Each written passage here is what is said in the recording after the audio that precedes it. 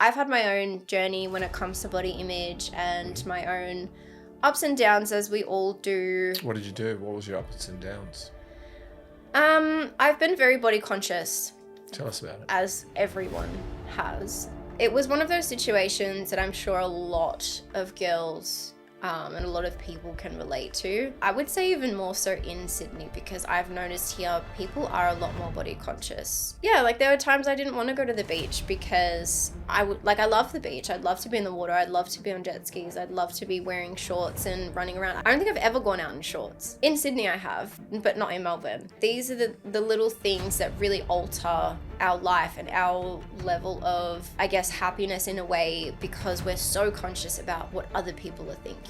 I always knew that I wanted to start something of my own. I always knew that I didn't want to work for someone forever. I realized that I could bend over backwards for someone else's company, but it was never going to benefit me. And I wasn't going to get anywhere with that. And, you know, they say in business, obviously, you need to be relentless. I try to bring that across with what I do. I try to be a little bit more strict with my business. You see people that are like, will step on toes, will get anywhere to be, you know, to the top and things like that. I'm quite the opposite of that. Building my business, I've started to create better boundaries for myself as well. Yeah, people are a lot more body conscious, and that's fine. There's nothing wrong with that also, but I think what's getting a little bit blurry is the line of like, everyone wants to look the same. Take a look at the 90s or any time before that, even the 2000s. Girls that look completely different but are absolutely stunning because they're trying to be themselves, because they look like themselves. Not because they all want to look like Kim Kardashian, not because they all want to look like the exact same person.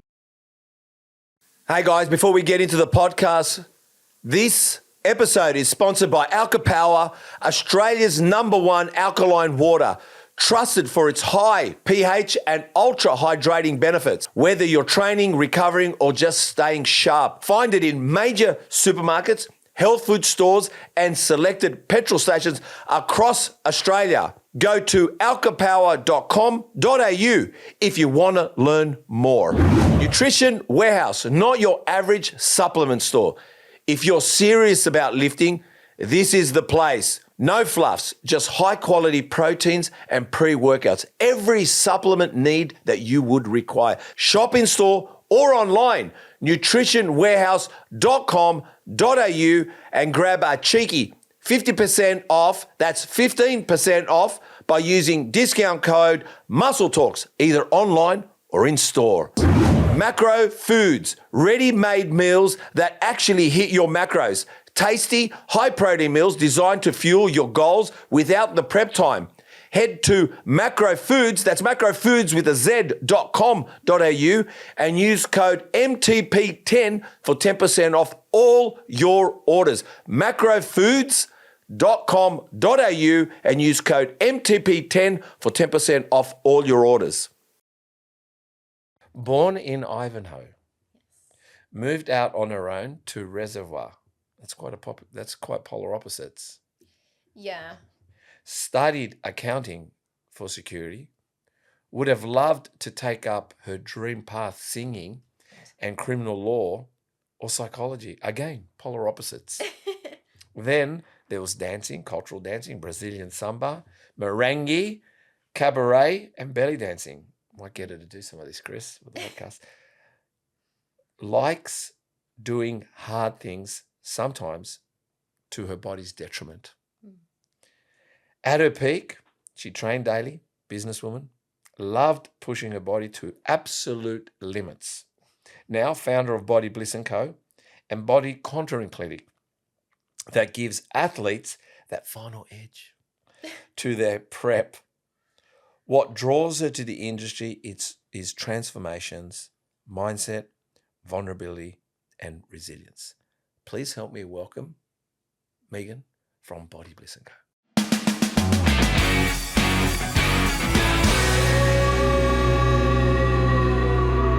How are you?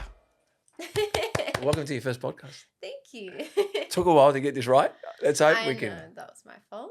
So, Sorry. and because of that, we're going to ask you to do the merengue Oh my God. on the table. On the table. On the table. What do you reckon? Just for you guys. Just for us. Do you still dance? Not at the moment. I will be starting Brazilian Samba again because I have a wonderful client who is actually a Samba teacher as well.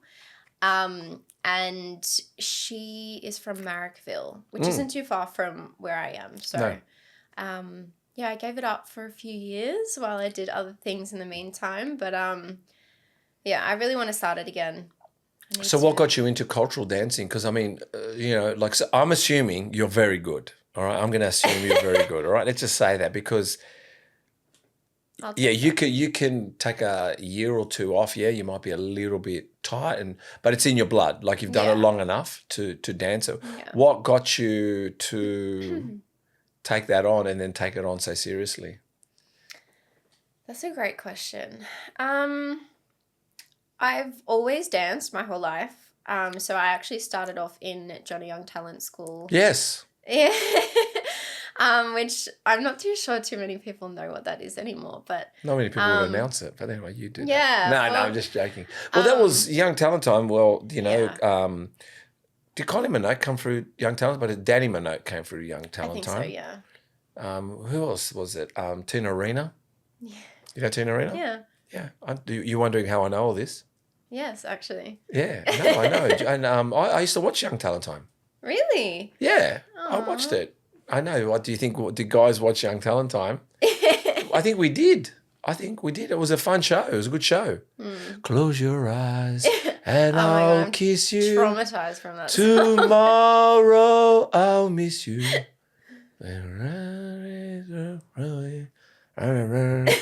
See? It's in my fucking head. We had to sing that every year.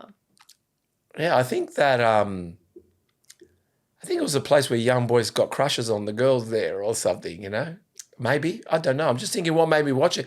It was fun. It was enjoyable. Did you get on the main show?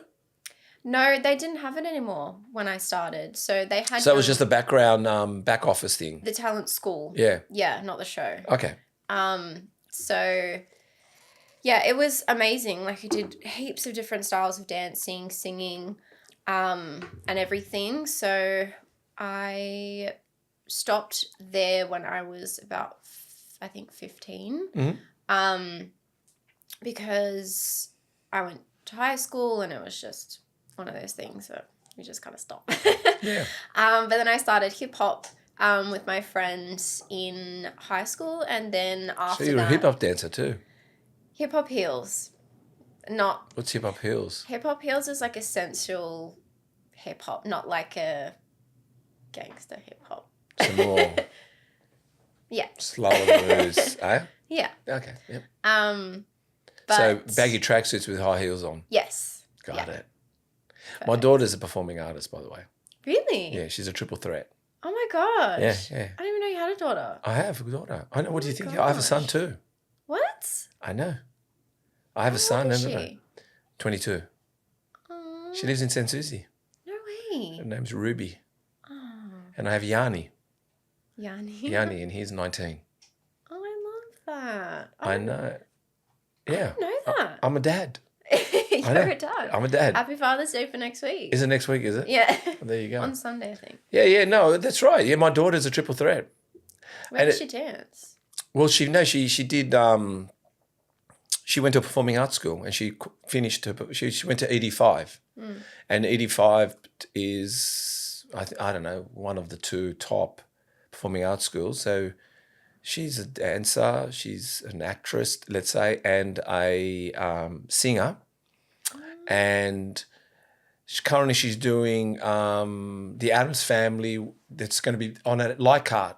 With these two directors, they're global directors. They're amazing, and she's part of the cast for the Addams Family. And she tried out she's got an agent. Yeah. But just to let's normalize it a little bit. I love Ruby. I love her. She she works at IGA because the performing art industry is not that it's tough, but what I mean is she's been doing that since she was like 17, so she just continues that.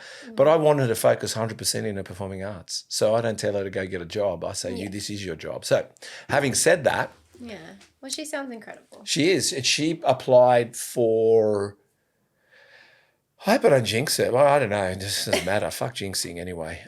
She applied for Disney in The cruise Japan. things? Oh, In Japan. wow. And I think there was over 10,000 people, and she made it second last. Oh my gosh. So but they've asked her to try again this year. So that was last year's Oh, contract. they only do one. One every year. Damn. So that's how it is. But yeah, one person, and she was second, to which is after, That's and it's 10,000 people amazing. around the world. Yeah. Yeah, Aw. and she got down to, yeah. So I'm wondering, maybe she gets the performing talent from me having a podcast. I'm Runs in wondering the what family. must be running in the family. What the fuck's going on? But yeah. So she was dancing. Went to a dance thing, and it was called Active. Mm-hmm. Active's well known around our area, by the way. Charisse Okay. runs a performing arts school. Charisse. She started at 16 years old. Her own performing arts school, girl at 16. Oh my god. Yeah, at 16 she started. Now she's 30. And it's great. It's great. She used to do it in her house, and Ruby was part of it. Ruby started at 8 or 10 years old, something like that. About maybe 8. Hey guys, I just want to say thank you so much to everyone who has subscribed, who is following us on all platforms, but especially here on YouTube. And if you're listening to us on Spotify, please, if you could do us a big favor, which helps us reach more people, get better, bigger, greater. We've already had some great guests anyway. Everyone's been a treat. Hit the subscribe button, hit the notification bell so you're notified every week a new podcast that is launched. And I just want to say a big thank you. But again, subscribe, hit the notification bell, and enjoy watching Muscle Talks podcasts. Yeah, so, yeah, Ruby, yeah, she's performing artist. Yeah, so I understand. So when we talk about hip hop, I remember when she graduated, I've seen her, and she had to come out and do tap. Yeah, I used to do top. Then she used to have to do contemporary, then hip hop, then a ballet. And that's what you are as a performing artist, that you have to have. You do everything. And if you can't, you don't graduate. And thankfully she graduated. But she's tenacious, like her dad. Yeah, so that's Ruby. Yeah, so she's amazing. Yeah, I'm a dad, yeah. We've got a son. And my son, can I tell you about my son? Yeah. While we're here. Of course. It's my podcast now. It's Steve's podcast. No, my son, I was telling Chris, he just finished school too. People are going to think, what kind of a dad I am? And he doesn't know what to do, right, at the moment. So I said, that's cool, Jan. You know, I said, but I need you to learn something. I don't care. So at the moment, you seem like you're into your martial arts. Like he's done Taekwondo, young age. He did Brazilian Jiu-Jitsu, and now he's doing Muay Thai. Yeah. So I said, I don't care what you do, meaning right now, rest period for the year, but you need to learn. I need you to get up for something every day. So every day he's been going to the dojo. So last Sunday he had his first fight. What's a dojo? Dojo is like a gym. We go to the gym to lift weights. Yeah. When they go practice, it's called a dojo. And I guess when you go to a dance class, it's called a class. But when they go, or maybe it's a dojo, but when they go, they're the box. I don't think they call them a boxing ring a dojo, but when you go learn martial arts in a place, and they've got bags and they've got all that, usually they call that a dojo. Yeah. So he went every day and he did his first fight last Sunday. Oh, exciting. I know, it was, and yeah, he won. I wasn't allowed to go watch him. Oh, no. That's my kids. They don't even want me to go watch him sometimes. Not because I'm a bad dad. It's the nerves. Yeah, it's just how they are. But I'm fine with that. I'm all right with that. But yeah, had his first fight, and it was, yeah. Have you ever watched the movie John Wick? Yeah, of course. You saw John Wick? Yeah. Well, before that fight, about a few weeks before, my son got sick with the flu. And the week before the fight, he lost his bird. He loves birds. And his favourite bird that he had, his name was Charlie. Yanni didn't lock the cage and he flew away. Oh, And that destroyed Yanni, destroyed him. Me and Ruby have put signs all over fucking Sanssouci and Brighton and Ramsgate all the way. You see, me and Ruby put signs everywhere. But Yanni was distraught. So before the fight, he goes, I'm going to do it for Charlie. So it was just like John Wick when they killed his dog. Yeah. The guy wasn't going to win. Because he was doing it for his bird. See red, yeah. Yeah, it was just time for his bird. Relentless. He was relentless. It was good. He fought well. But it was like the John Wick moment. My bird's gone. So anyone in my way is dead. Yeah. So anyway, that was it. It's a good movie, John Wick, isn't it? I love it. Yeah. I've seen all of them. Have you? Yeah. Which one's your favourite? 1, 2, 3 or 4? I like the first one. Yeah? Yeah, the first one is the best one. You can never beat the first one. No, I don't know Like, why. they're all good. Yeah. But The first one... it's just... I feel like it's like that in every movie, though. Yeah, it's true. I think Star Wars has done a good job, but you probably haven't watched Star Wars. Yeah, no. You look like you like action. But having said that, now enough of Steve's podcast and knowing Steve is a dad. Yeah. Now you can maybe you have a different view of me now. Maybe more responsible. Yes. Yeah, more mature. Yes. So let's go with you grew up in Ivanhoe. I know my sister's in Melbourne, by the way. Oh, really? Yeah, she lives in Northcote, Thornbury, around there. Oh, beautiful. It's Yeah. near Ivanhoe. Yeah, it is near Ivanhoe. Everyone, I know Ivanhoe. And you moved to Bandura at 16 Yeah. after your mum's passing. I moved out on my own to Reservoir Correct. at 18. I stayed in the area until until meeting my partner, which brought me to the south, which is Reservoir. No. Okay, so tell us a story about, because Ivanhoe is an affluent area, isn't it? Kind of, is it? It's a what, sorry? Affluent, like it's a little bit, bit like eastern suburbs, is it? Yeah. So, why did you go to Bandura? Not my choice. My mum moved out there, and I've always lived with my mum, so just had to follow. It took me like an hour to get to school. I wasn't happy about it, but it is what it is. What's Bandura like? It's similar to Ivanhoe. It's beautiful. It's green. It's a nice area. It's got its pockets. There's a lot of private schools around. It's a pretty good spot. Yeah. Yeah, it's a nice spot. And unfortunately, your mum passed away. Correct. Was that what age? She I think was 45. I was asking you. Cancer. I was asking how old you were, but But even so yeah, young okay. for your mum, I'm so sad to hear that. about Yeah. grandchildren. I was 18. You're 18. Yeah, a couple months after my birthday. I mean, probably silly questions. Were you close to your mum? At the time, we fought a lot Uh-huh. because she was very strict. Uh-huh. My mum was quite traditional, I guess, in that sense. What's your background? Have you got a background? My mum's Lebanese. Are you Lebanese? Chris, does she look Lebanese? You do not look Are you Lebanese. Lebanese? No, he's Macedonian. You look Macedonian, actually. He does look Macedonian. You do. Yeah. You do. Looks You angry. actually Looks upset, doesn't he? You look really Looks happy sad. all the time. A little bit sad. I love your humour. I don't know. And it could be none of that. Well, That was funny. make you feel better. I just look angry all the time. You? Just like, I have do? like a resting bitch face. You do. See? I've been trying to talk to you before the podcast. I think this girl is not happy, not impressed. What have we done wrong? No, fine. I'm just. Is that the Lebanese off with side? the Pharaohs, yeah. Yeah. And what's Just the sharp. what's the other side? My dad's Sicilian and Irish. Sicilian, Italian, Italian. Irish. Yeah. That's all. That's. Make sure we check our pockets and make sure Chris everything's secure.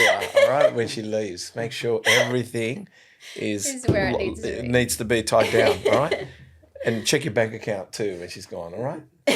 And any extortion later, she might take your favourite little teddy bear, Chris, and threaten you that she was going to kill it if you don't pay her. So we've got Don't it all piss sorted. me off. Yeah, don't piss her off. I know. Oh my God, so scary. Yeah, I guess like everything, maybe at that age, and so your mum was very strict.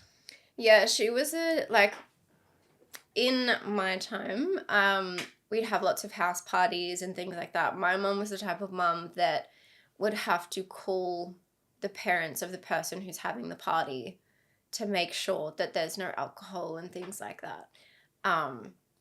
So naturally that made me very sneaky. Because I wasn't going to be that like known for that. That's embarrassing. Yeah. So I would get like my friends from high school to put on like deeper voices and pretend to be like my friends' dads and stuff like yes, that. And yes. then we'd go out, get drunk at 16.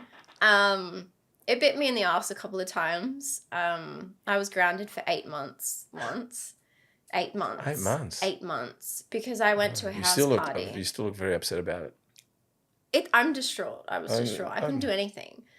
But it was all because we went to a house party and I don't know, some bunch of people broke in or something like that, and the police ended up coming, and so they got like the numbers from everyone that was there, and somehow it got back around to my mum, as it does through the grapevine. And yeah, I was grounded for 8 months. So.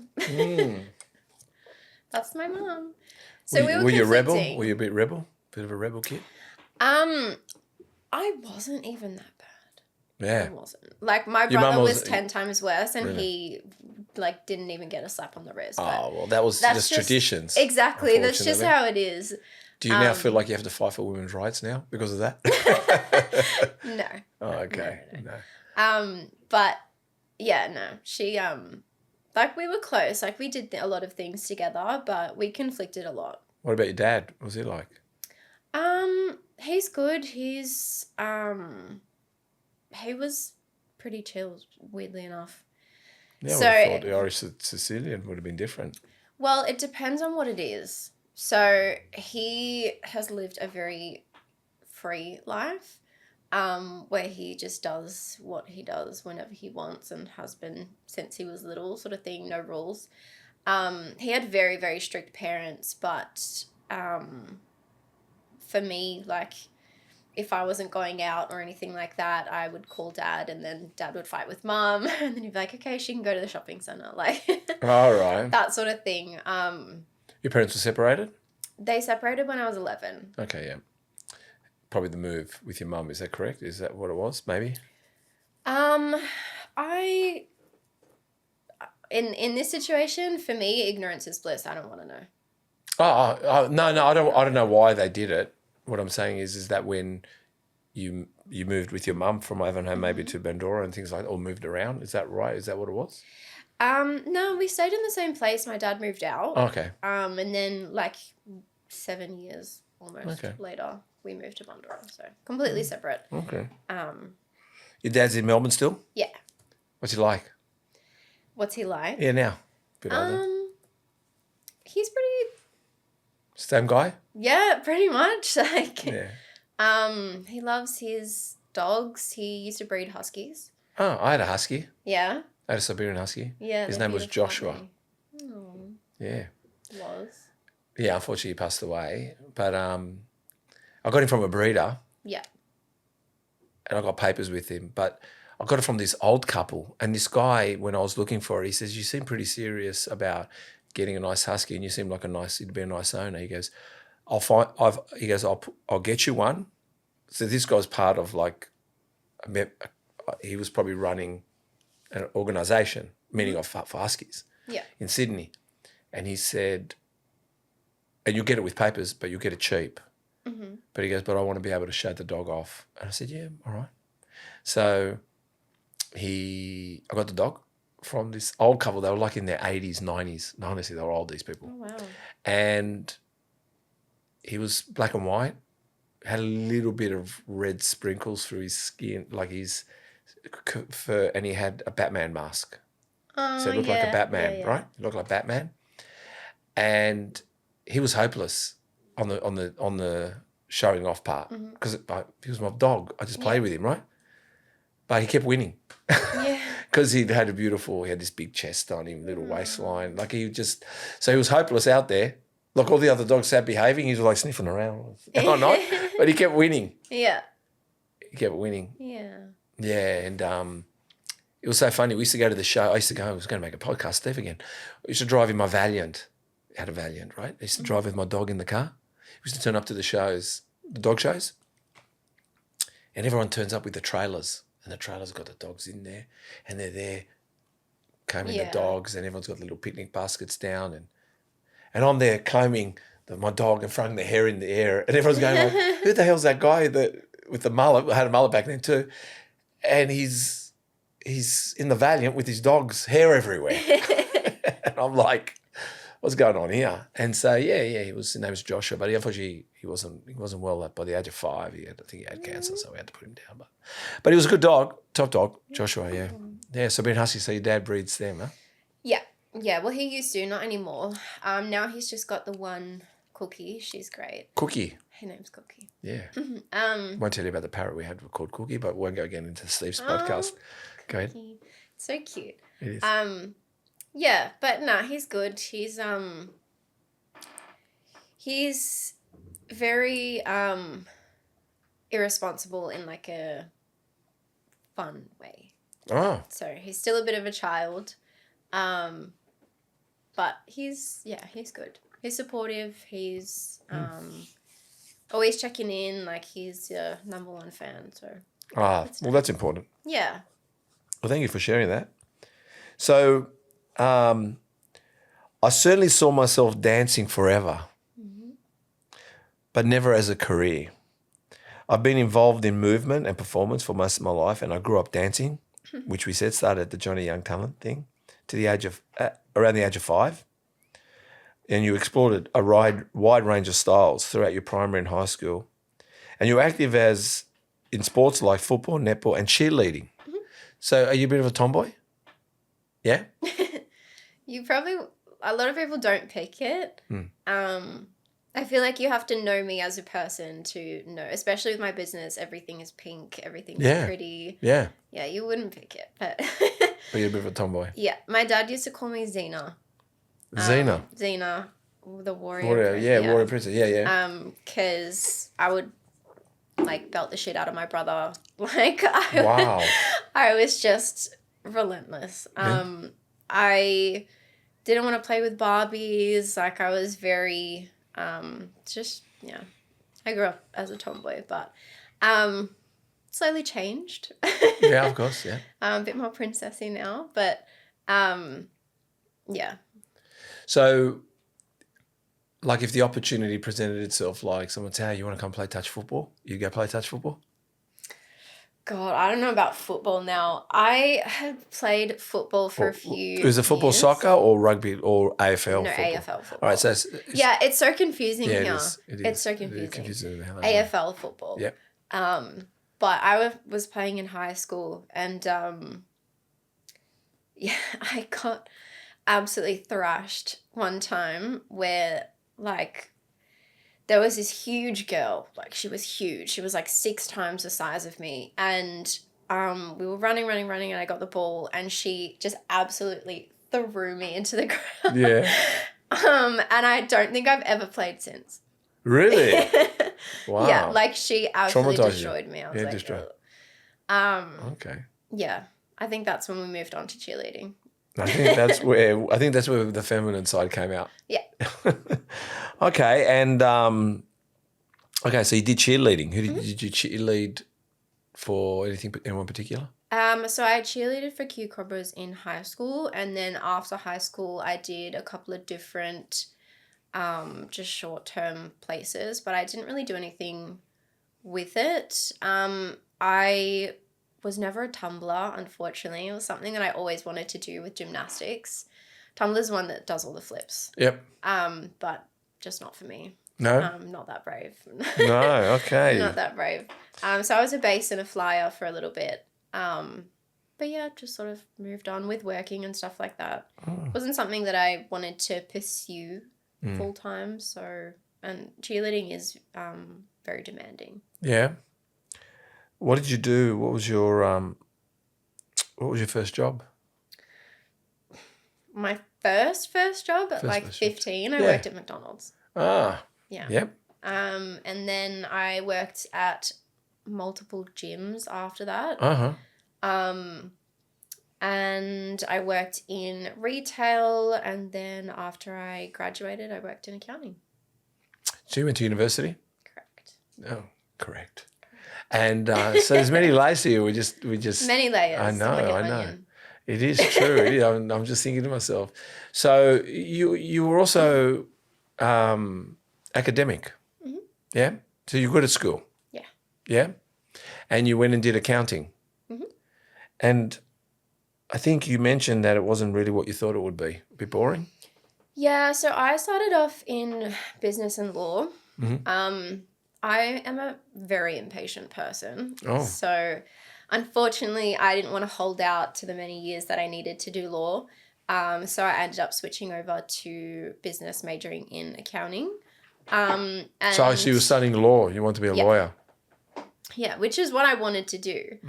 But you couldn't be bothered waiting. No, doing the time. Because in my eyes, like, it was pretty recognizable by that point that you need to commit your whole being to being a lawyer. And I work with lawyers at the moment, and that's very much true. And it just wasn't for me. Like, I wanted something of my own. I still wanted to do accounting, but I never wanted to work for someone my whole life. I've never wanted to be under someone my whole life. Like, I've always wanted to do my own thing. So I just wasn't fully committed to dedicating my whole life to it. So I was like, I'll do something like accounting. It seemed pretty easy at the time. My sister's in accounting. So I was like, oh, I'll just ask her if I need help. At that point, it was kind of just like, I don't know, I'm just going to do it. So I did. I got two different scholarships from that to study overseas. So I studied in Malaysia and also Italy. How does that happen? Scholarships. Yeah, but did you... Through university. You applied for them? Yeah. Yeah, Okay. So was that an excuse to go travel as well? Yeah. Oh, yeah. That was my first and actually only Europe trip that I've done so far, unfortunately. But yeah, so we basically had to present like a really big idea. It was based on innovation. So I, in my idea was innovating like a different tax system, a way to keep receipts. It's pretty similar to how QuickBooks is now, but this was like before QuickBooks. A long time ago. Yeah.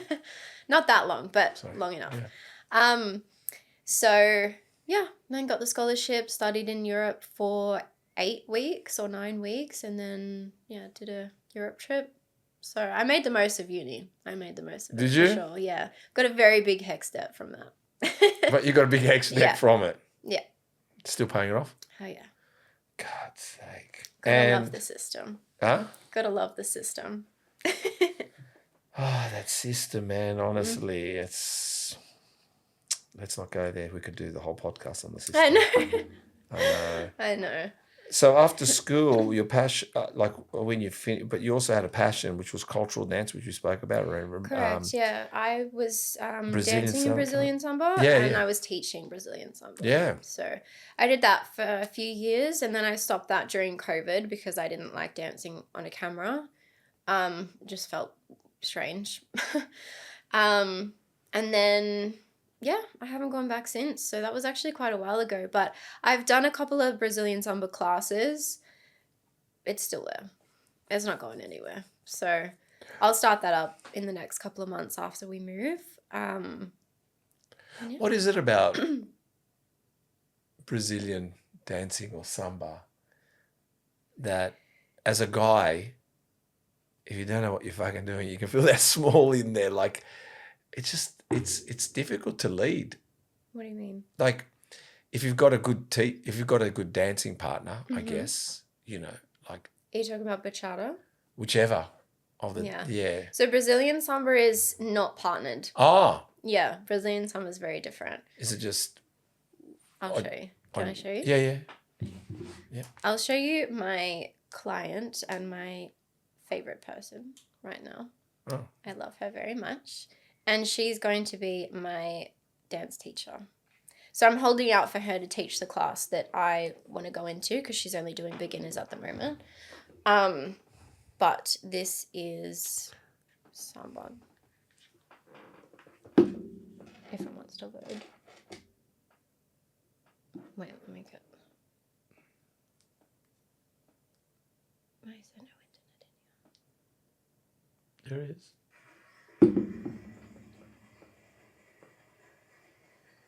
It's very fast. It's very sassy. Wow. It's incredible. It's beautiful. There's a million different things a million different reasons. So no, it's not what you're thinking about. It's not. I thought you danced with someone. No, that's bachata. Bachata. There's a lot of like. Isn't that merengue too with somebody? No. God, what do I know? You're thinking of salsa. Maybe salsa dancing. Yeah, like it's very costumes. It's pretty. It's Is beautiful. that her wearing the costume? Yeah. So this is at the festival.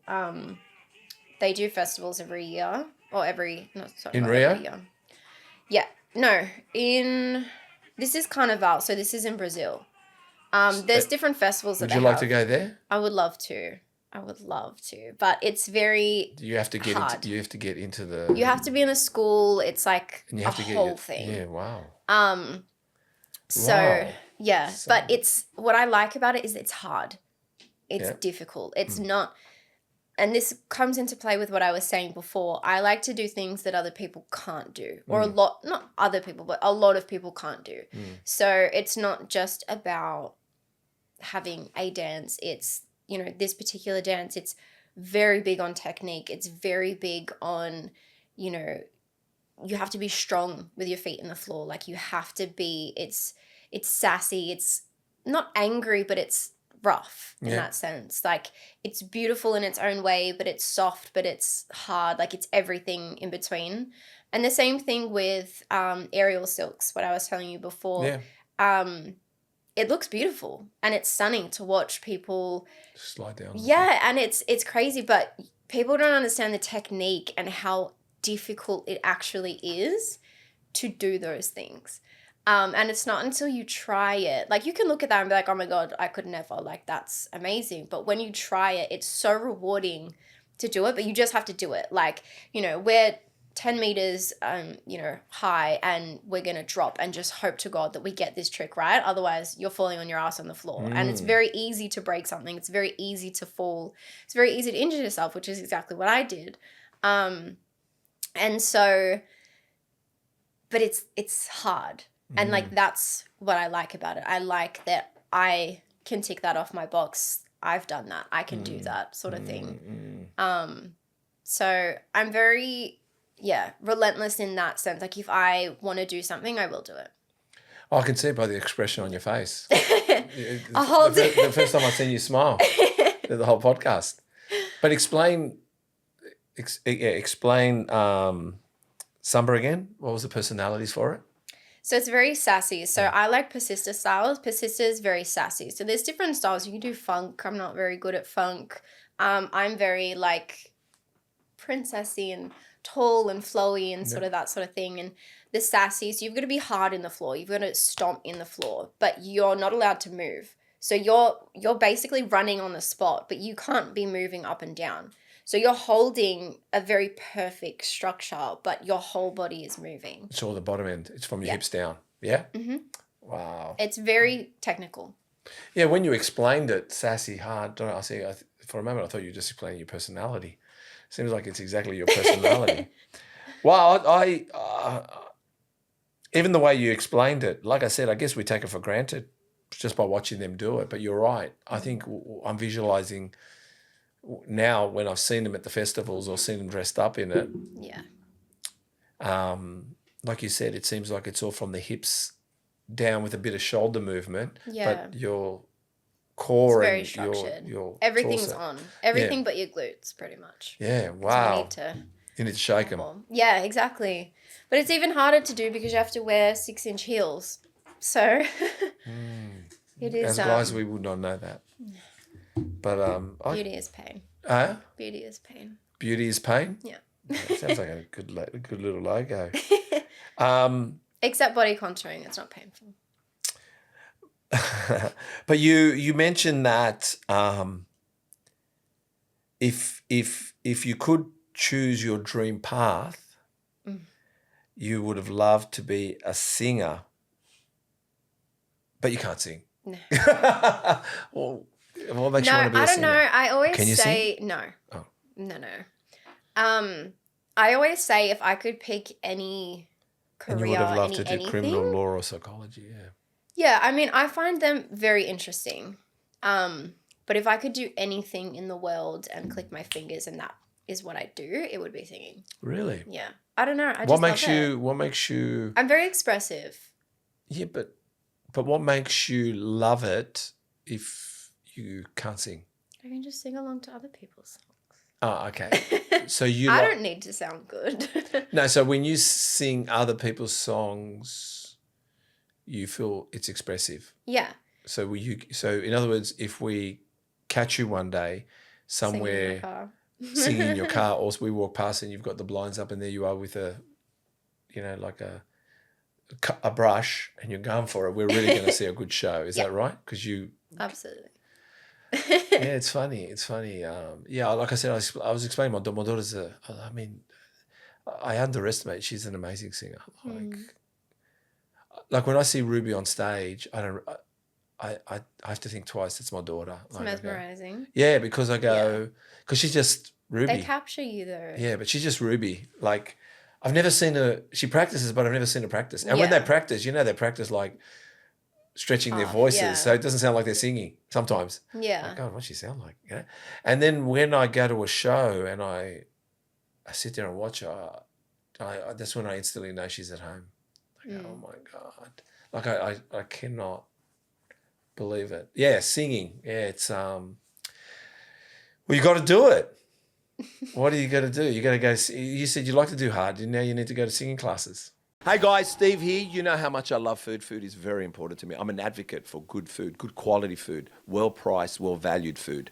And this is it. Macro Foods. I've searched long and hard and I found it. It took a while, but I finally found the best.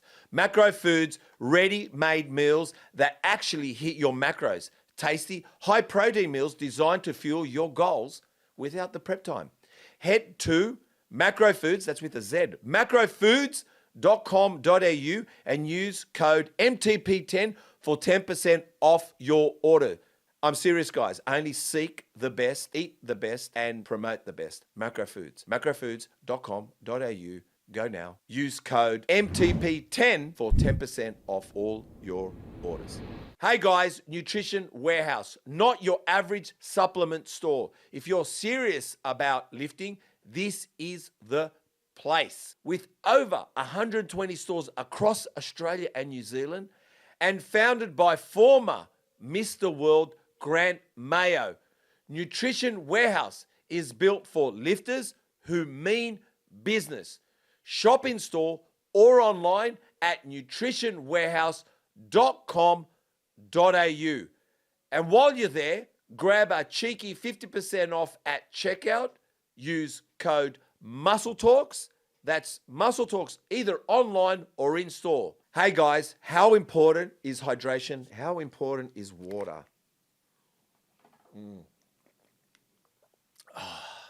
Alka Power, Australia's #1 alkaline water, trusted for its high pH and ultra hydrating benefits.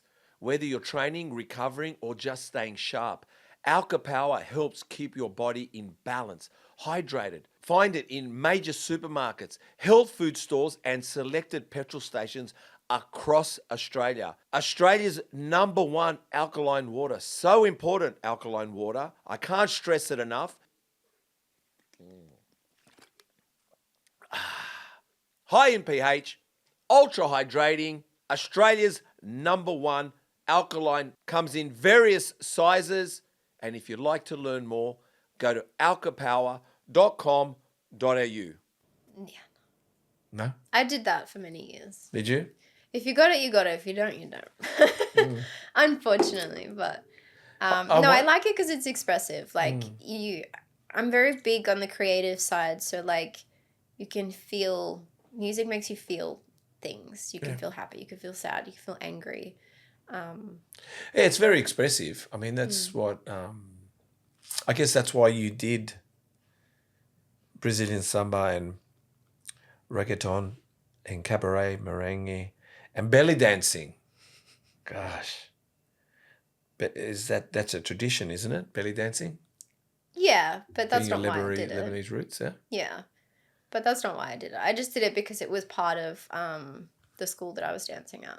Okay. Well, it says here that when COVID hit, you mentioned that's when it everything. You pivoted to something new, which was aerial skills, and you've found thrill in that. Mm-hmm.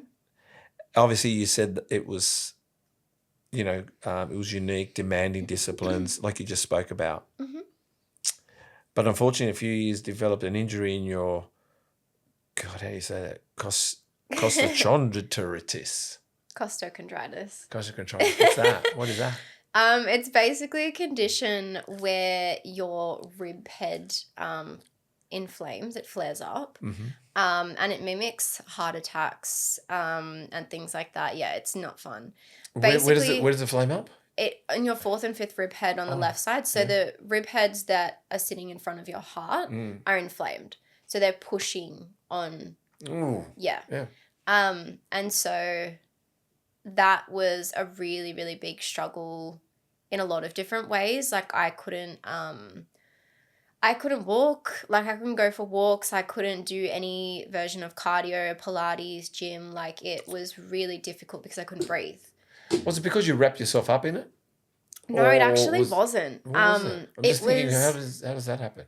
No, it was basically... It's hard to explain, but there's a silk coming from the roof and you have to hold on to it and you flip yourself upside down. Yeah. But when you flip yourself upside down, your posture has to be a certain way. And basically what I did was I had a rounded C curve in my back.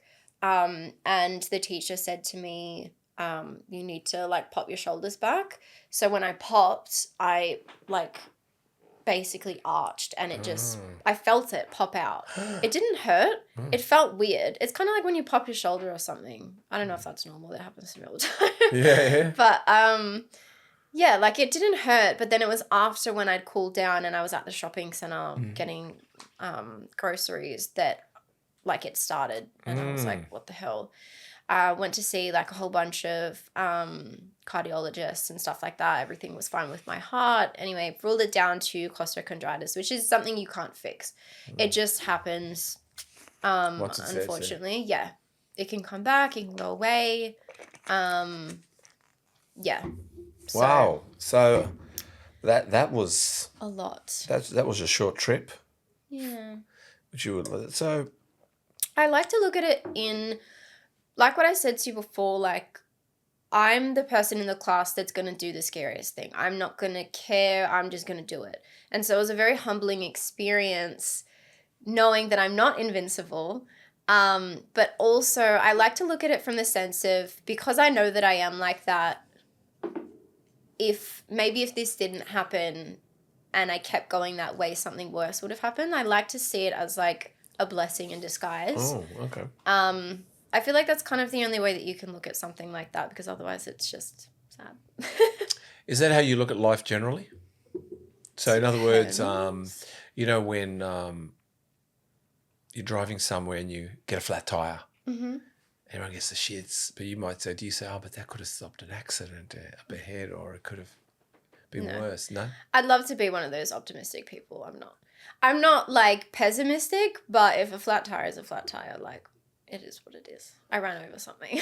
All right. Do you know what I mean? Like it's... No, because you said when you hurt your rib. In that aspect, yes. Okay. It just really depends on the situation. Like, okay.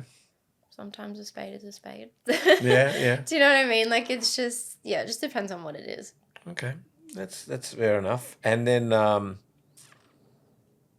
you said the injury forced me to stop, and given how unpredictable and recurring this injury can be, I made a hard decision to step away from aerial skills. Silk. Aerial silks. Aerial silks. That's right, skills. Sorry. It's me being dyslexic forever. I'm glad I'm making you laugh a little bit. But before the injury, when I was at my peak, training daily, running my business, working full-time, dancing and pushing my absolute limits, in hindsight, I understand that I was over training, but up until then, I would have run through a brick wall. Honestly, I thought I was indestructible.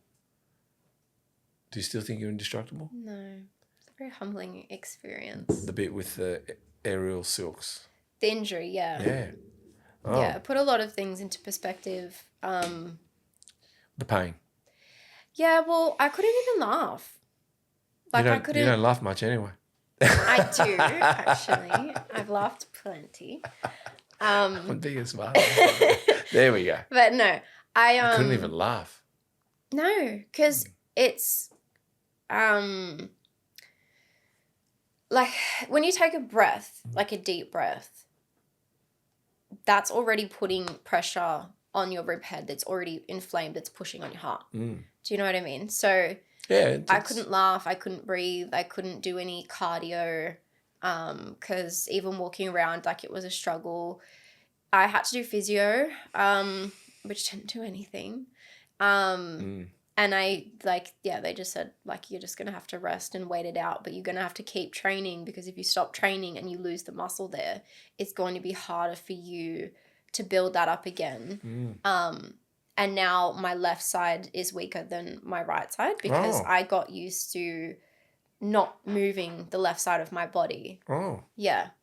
Wow. Which, yeah, so I should have kept going with the physio and the training, but it was difficult. Are you back in the gym now? Yeah, I've been back in the... I never stopped the gym. I just stopped the intensity of what I was doing. Okay. And it says here, running my business. Was this the business you're doing right now? Mm-hmm. When did you start that? About 4 years ago. During COVID or before COVID? During/after. Okay. I started it during COVID. Melbourne was very different to here, though. You what? Melbourne. Because I'm from Melbourne. Yeah, Melbourne was lockdown. Yeah, so it was very different to here. Yeah, it was prison. Yes. It was open house prison. So I got all of, like, the foundations for the business done during COVID, and then whenever they had availability to open up everything again, then I started getting clients in, and just built it up from there. But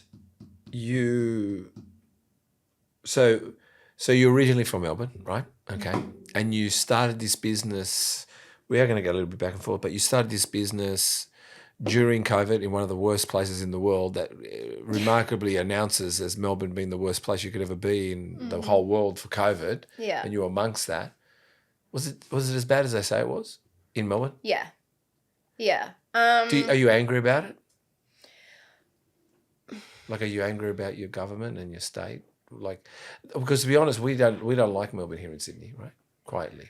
Well, see, everyone says... No, but hear me out. No, but everyone says they love Melbourne. Hear me. Your product placement fell over, Chris, by the way. Did you hear me? Chris? Can't hear me. He's somewhere else. I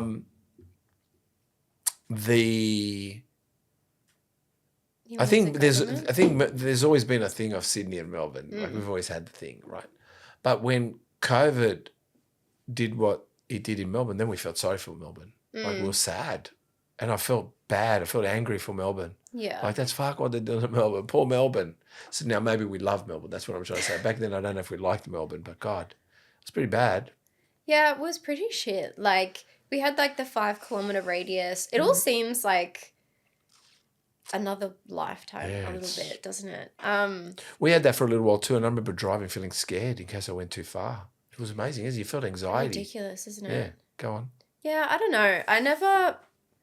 Keep talking. Like, I just was never really... I don't know. When it comes to things like that, I just feel like ignorance is bliss in that aspect. I can get very worked up and opinionated on it, but it's not going to change anything. So it is what it is. Like, it's done. Oh, sorry, it's done and dusted now. Yeah, but it's annoying. Like, you lose your prime years. But it's done and dusted. But in some ways, it's. I think everyone has resentment for the Melbourne Victorian government, to be honest. Yeah, they were bastards, and they showed what bastards look like. That's the worst thing was. They showed what... There was a lot of shit. They showed what bad government looks like. Yeah. They showed what...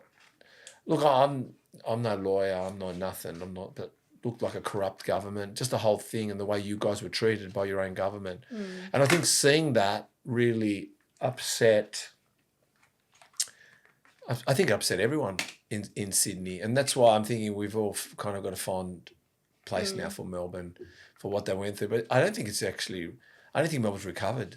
I think No. Melbourne was, I mean, we could arguably say once upon a time, Melbourne was, food, bars, clubs. You guys were very outgoing and fashion. I think it's all gone. I think we were known for that. Yeah, but I think it's all gone now. Yeah.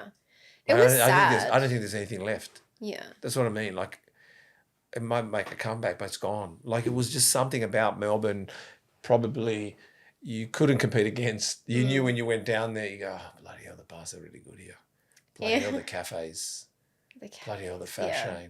Bloody hell, how come every street is so busy? Everyone's out and about. And then it's just gone. Yeah, it was really sad to see, like, our, I guess, main popular spots at the time were like Chapel Street, Lygon Street. Yeah. And every second shop was for lease. Like, it just became like a complete ghost town. There's a whole new demographic in those places now. Like, everything's switched. Even coming from Sydney, and when I go back to visit Melbourne, like, it's just off. Yeah. It's not the same. No. And you're right. Like, we had great nightlife. And don't get me wrong, like, I don't really go out much anymore, so I don't know. But, like, I don't think that it's the same. But it wasn't just that. It was just, there was something about Melbourne. And you couldn't. The aura. There was an aura. It was, I found it. It's quite dull now, the aura. Yeah. Yeah, it's just, I don't know what it was. Something, it just changed. And I don't know. I felt like we, they killed it. They killed Melbourne. And I was, like I said, I used to go down a lot. My sister was down there. And I like South Yarra. I like going to South Yarra. But I don't know. But so be it. It's like I said. It will take some time. The scariest part. I'll tell you what's the scariest part. I'm going to say about. The scariest part was watching how we all. I'll include me, but even though I'm not vaccinated, right? Right, there you go. There's another clean blood. But the thing is, it's just sad because. They can do it again, and I think we're stupid enough to do it again. Maybe you might not, but I'm saying the world could do this again to us, and we're that forgetful to remember that we'll all jump on it again and then divide us all, and we'll all argue about, oh my God, you're not vaccinated. Oh my God, you're not this, you're not that. Like this, the divide it created, and it's still got that divide. But the government can do anything new now, and we seem to always be divided. So, yeah, I think that was like one of the saddest parts about it was there was a huge divide. Yeah. I don't know about here, I would assume the same, but a huge divide in Melbourne. Like, it was... I wouldn't know that, but yeah. It was really, really bad. Yeah. You weren't allowed anywhere if you weren't vaccinated, and then, like, it was just a whole thing. And even now, like, it's one of those topics that you could talk for hours on, but...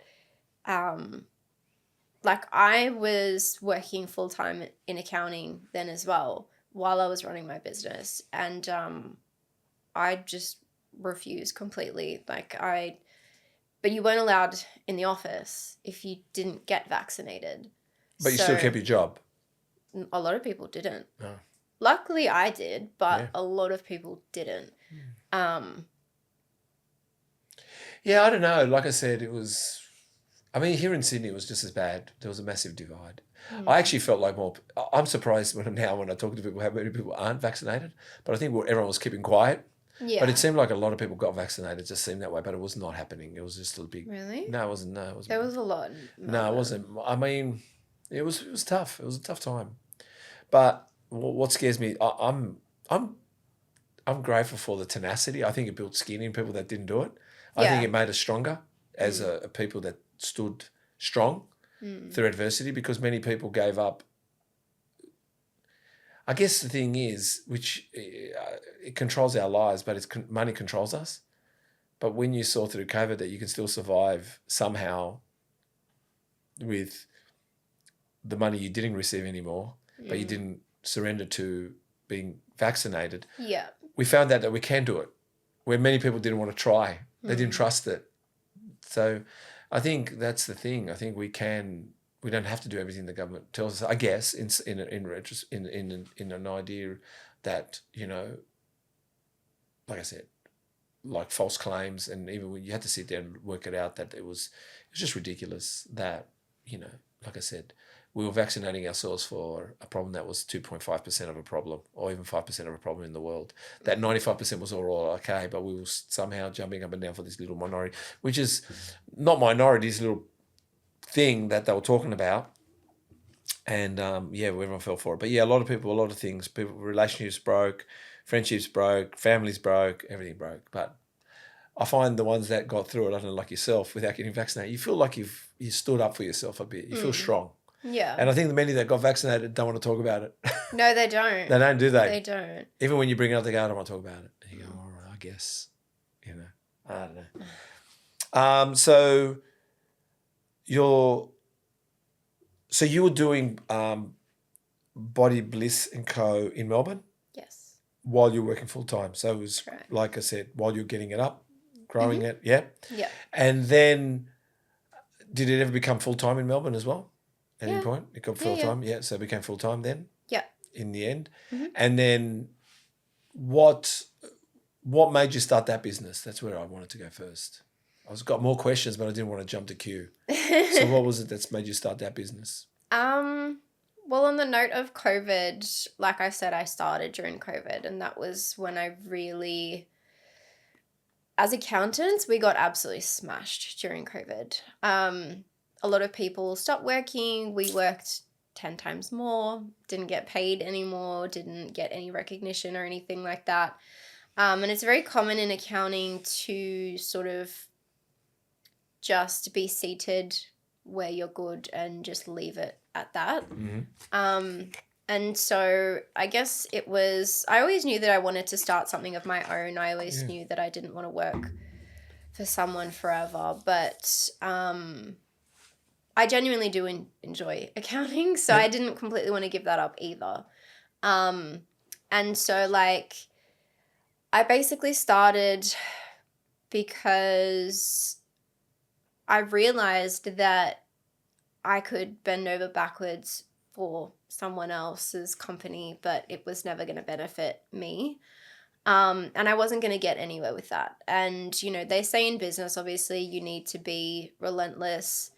I try to bring that across with what I do. I'm not very good at it. Relentless in what? In Body Bliss Co? In, or in accounting? What do you mean? No, relentless in the sense of running a business. So, like I said to you before, I'm very compassionate. And so I try to be a little bit more strict with my business. You see people that are like, will step on toes, will get anywhere to be, you know, to the top and things like that. I'm quite the opposite of that. And I feel like building my business, I've started to create better boundaries for myself as well. Particularly like even since moving here, I've grown a lot when it comes to my business. Business in Melbourne is a lot easier than it is in Sydney. Why? People are just more open. They're more open to things. They have lower expectations, and not in a bad way, but you know, for example, home businesses, let's just say in Melbourne, that's everyone has home businesses because of COVID. Yeah. Nails, eyelashes, hair, like everyone has home businesses, and you're very lucky if you can afford to have a salon, but 9 times out of 10 it's not necessary. Not unless you're obviously running like a multiple employees, all that sort of stuff. But so it's just normal. Whereas here, that's not really a common thing, particularly in the beauty industry. So that was sort of something that I've had to navigate a little bit as well.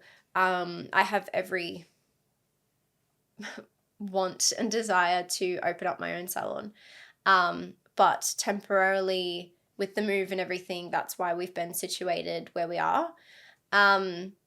But I basically opened Body Bliss Co because I wanted to do something for myself. And there was a lot of I've had my own journey when it comes to body image and my own ups and downs, as we all do. What did you do? What was your ups and downs? I've been very body conscious, Tell us about it. as everyone has. I've had my own issues when it comes to sort of eating disorders and body image issues. Not something I'll get too focused in, but Just that someone might be listening and wondering, and maybe it helps them as well. yeah. Well, I mean, I can share my story. I don't know how certified I would be with giving advice, but Sometimes your certifications come through experience of your own. yeah. I think that it was one of those situations that I'm sure a lot of girls and a lot of people can relate to. I would say even more so in Sydney, because I've noticed here people are a lot more body conscious than they are in Melbourne. I think that's honestly probably due to the weather as well. Yeah. You're never really at the beach in Melbourne except for like maybe 2 months.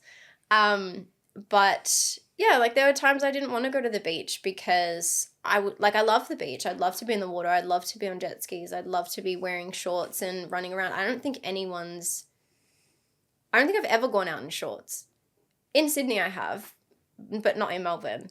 And, these are the little things that really alter our life and our level of, I guess, happiness in a way, because we're so conscious about what other people are thinking. In Melbourne? Everywhere. Okay, even here. Yep. Everywhere. And I kind of got to the point where it is, in a way, a sense of self-acceptance. I had my own journey with that, and I wanted to be able to help people navigate that in a way. And that's where it comes into what I was saying before. I'm very compassionate. Every person that walks in my doors is coming to me for a reason. Mm-hmm. And body image is a very touchy subject for everyone. And so when someone's coming to me and they're sharing their story, immediately that's already on an intimate level. I'm seeing and hearing things from this person that not many people have seen or heard before. And, it could be someone coming to me to say, hey, like, summer's coming up. I have cellulite, or fat in these areas. I've tried everything. I can't seem to shake it off. It's affecting my life because I don't want to go to the beach in a bikini.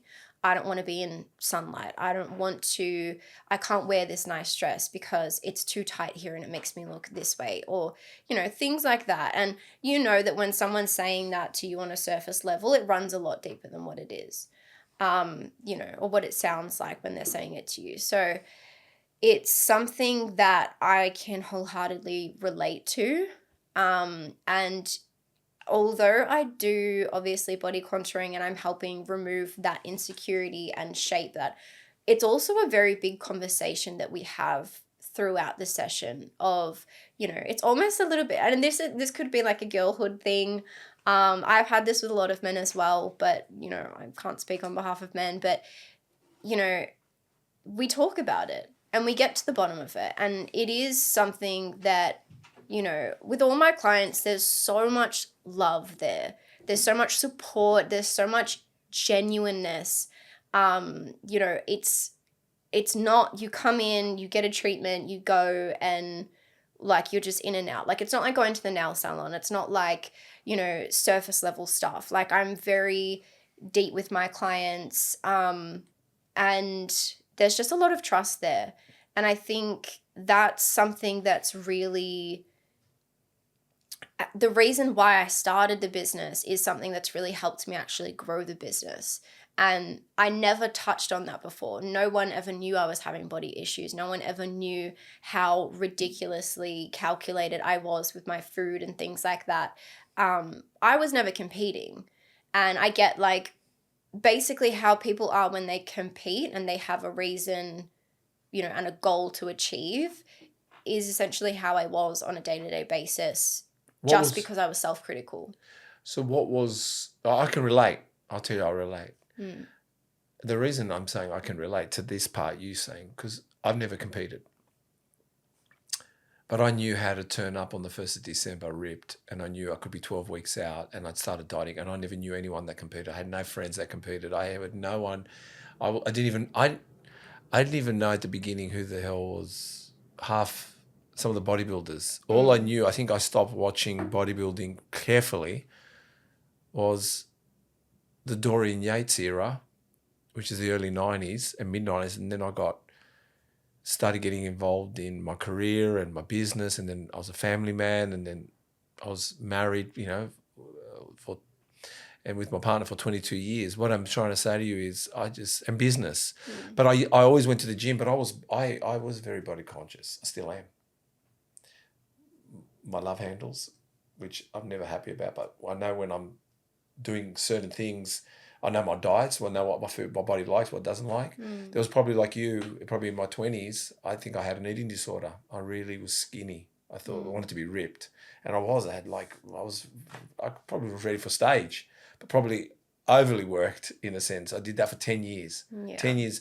Does that make sense? So like I said, for us, I can understand, like you said, that you understand some of these people that are competing, and you were probably competing in life like that generally, weren't you? Correct, yeah.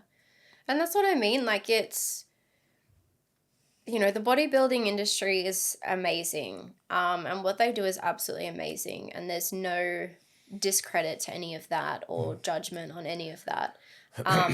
But there are a lot of people that do that without competing. And it's not to get, ripped, and, it's not to look a certain way when it comes to being able to step on stage or anything like that, but it's purely self-critical, and it's a dangerous game. It is. And that is a big reason why coming to Sydney, every second person tells you, oh my God, you should compete. When are you competing? You should compete. Yeah. And it's so encouraging and it's great. But for me, that's something that I've put off because I don't have a good relationship with food. I don't have a good relationship. I have a good relationship now with my body and where I'm at and everything like that, because I'm prioritizing my mental health and my rest over going to the gym and looking a certain way. And that can be controversial for some people that, gym is medicine. It is. But for me at this current point... But maybe competition is not. But so is rest. Yeah, but that's what I'm saying is rest is not good. No, rest is medicine. No, what I'm saying, so is rest. That's what I'm saying is like... I don't mean to interrupt. I want to go bits and pieces with you because this is, like you mentioned something about people saying to you, you should go compete. Yeah, I agree. You look like you can compete. But I don't think that's the answer. I don't know why bodybuilding's become that. But, the answer to everything. But why did it become that? Again, I'm older than you, but you're not. You're young, but you're not. You're old enough to have gone through some certain things, like I have. You're at a similar age. But what I'm trying to say is, when I was at the gym, training really hard, trying to be fit, trying to lose fat, trying to keep my love handles down, all the bits, the pieces that my body doesn't like, and trying to just, I guess, present myself, it was foolishly at summertime. And it was like 10 years of it, 10 years of wiping sauce off the chicken breast when I went to a wedding. I didn't take Tupperware, right? But just wiping the sauce off and not having the desserts, maybe not even drinking alcohol. Like I said, what we did. But it was funny, but we never spoke about you should go compete. But at the moment, everything is about everyone should go compete. And it's funny how you say competing for you, not that you don't want to compete, but you said you don't have a good relationship with food right now, but right now, whatever it might be. But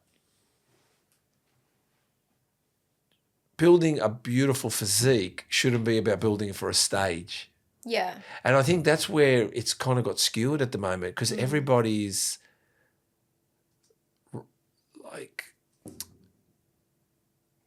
they don't need to come and see you because they're competing. They need to come and see you for life. Yeah. That's what I'm trying to say to you. Yeah. You're not, you are there to help the competitors, But I help everyone. But you're there to help everyone, Yeah.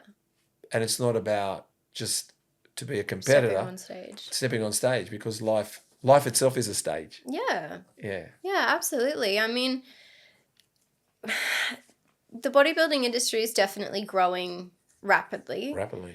I think, and there's nothing wrong with that, but I think what I've noticed in Sydney as well is that, yeah, people are a lot more body conscious, and that's fine.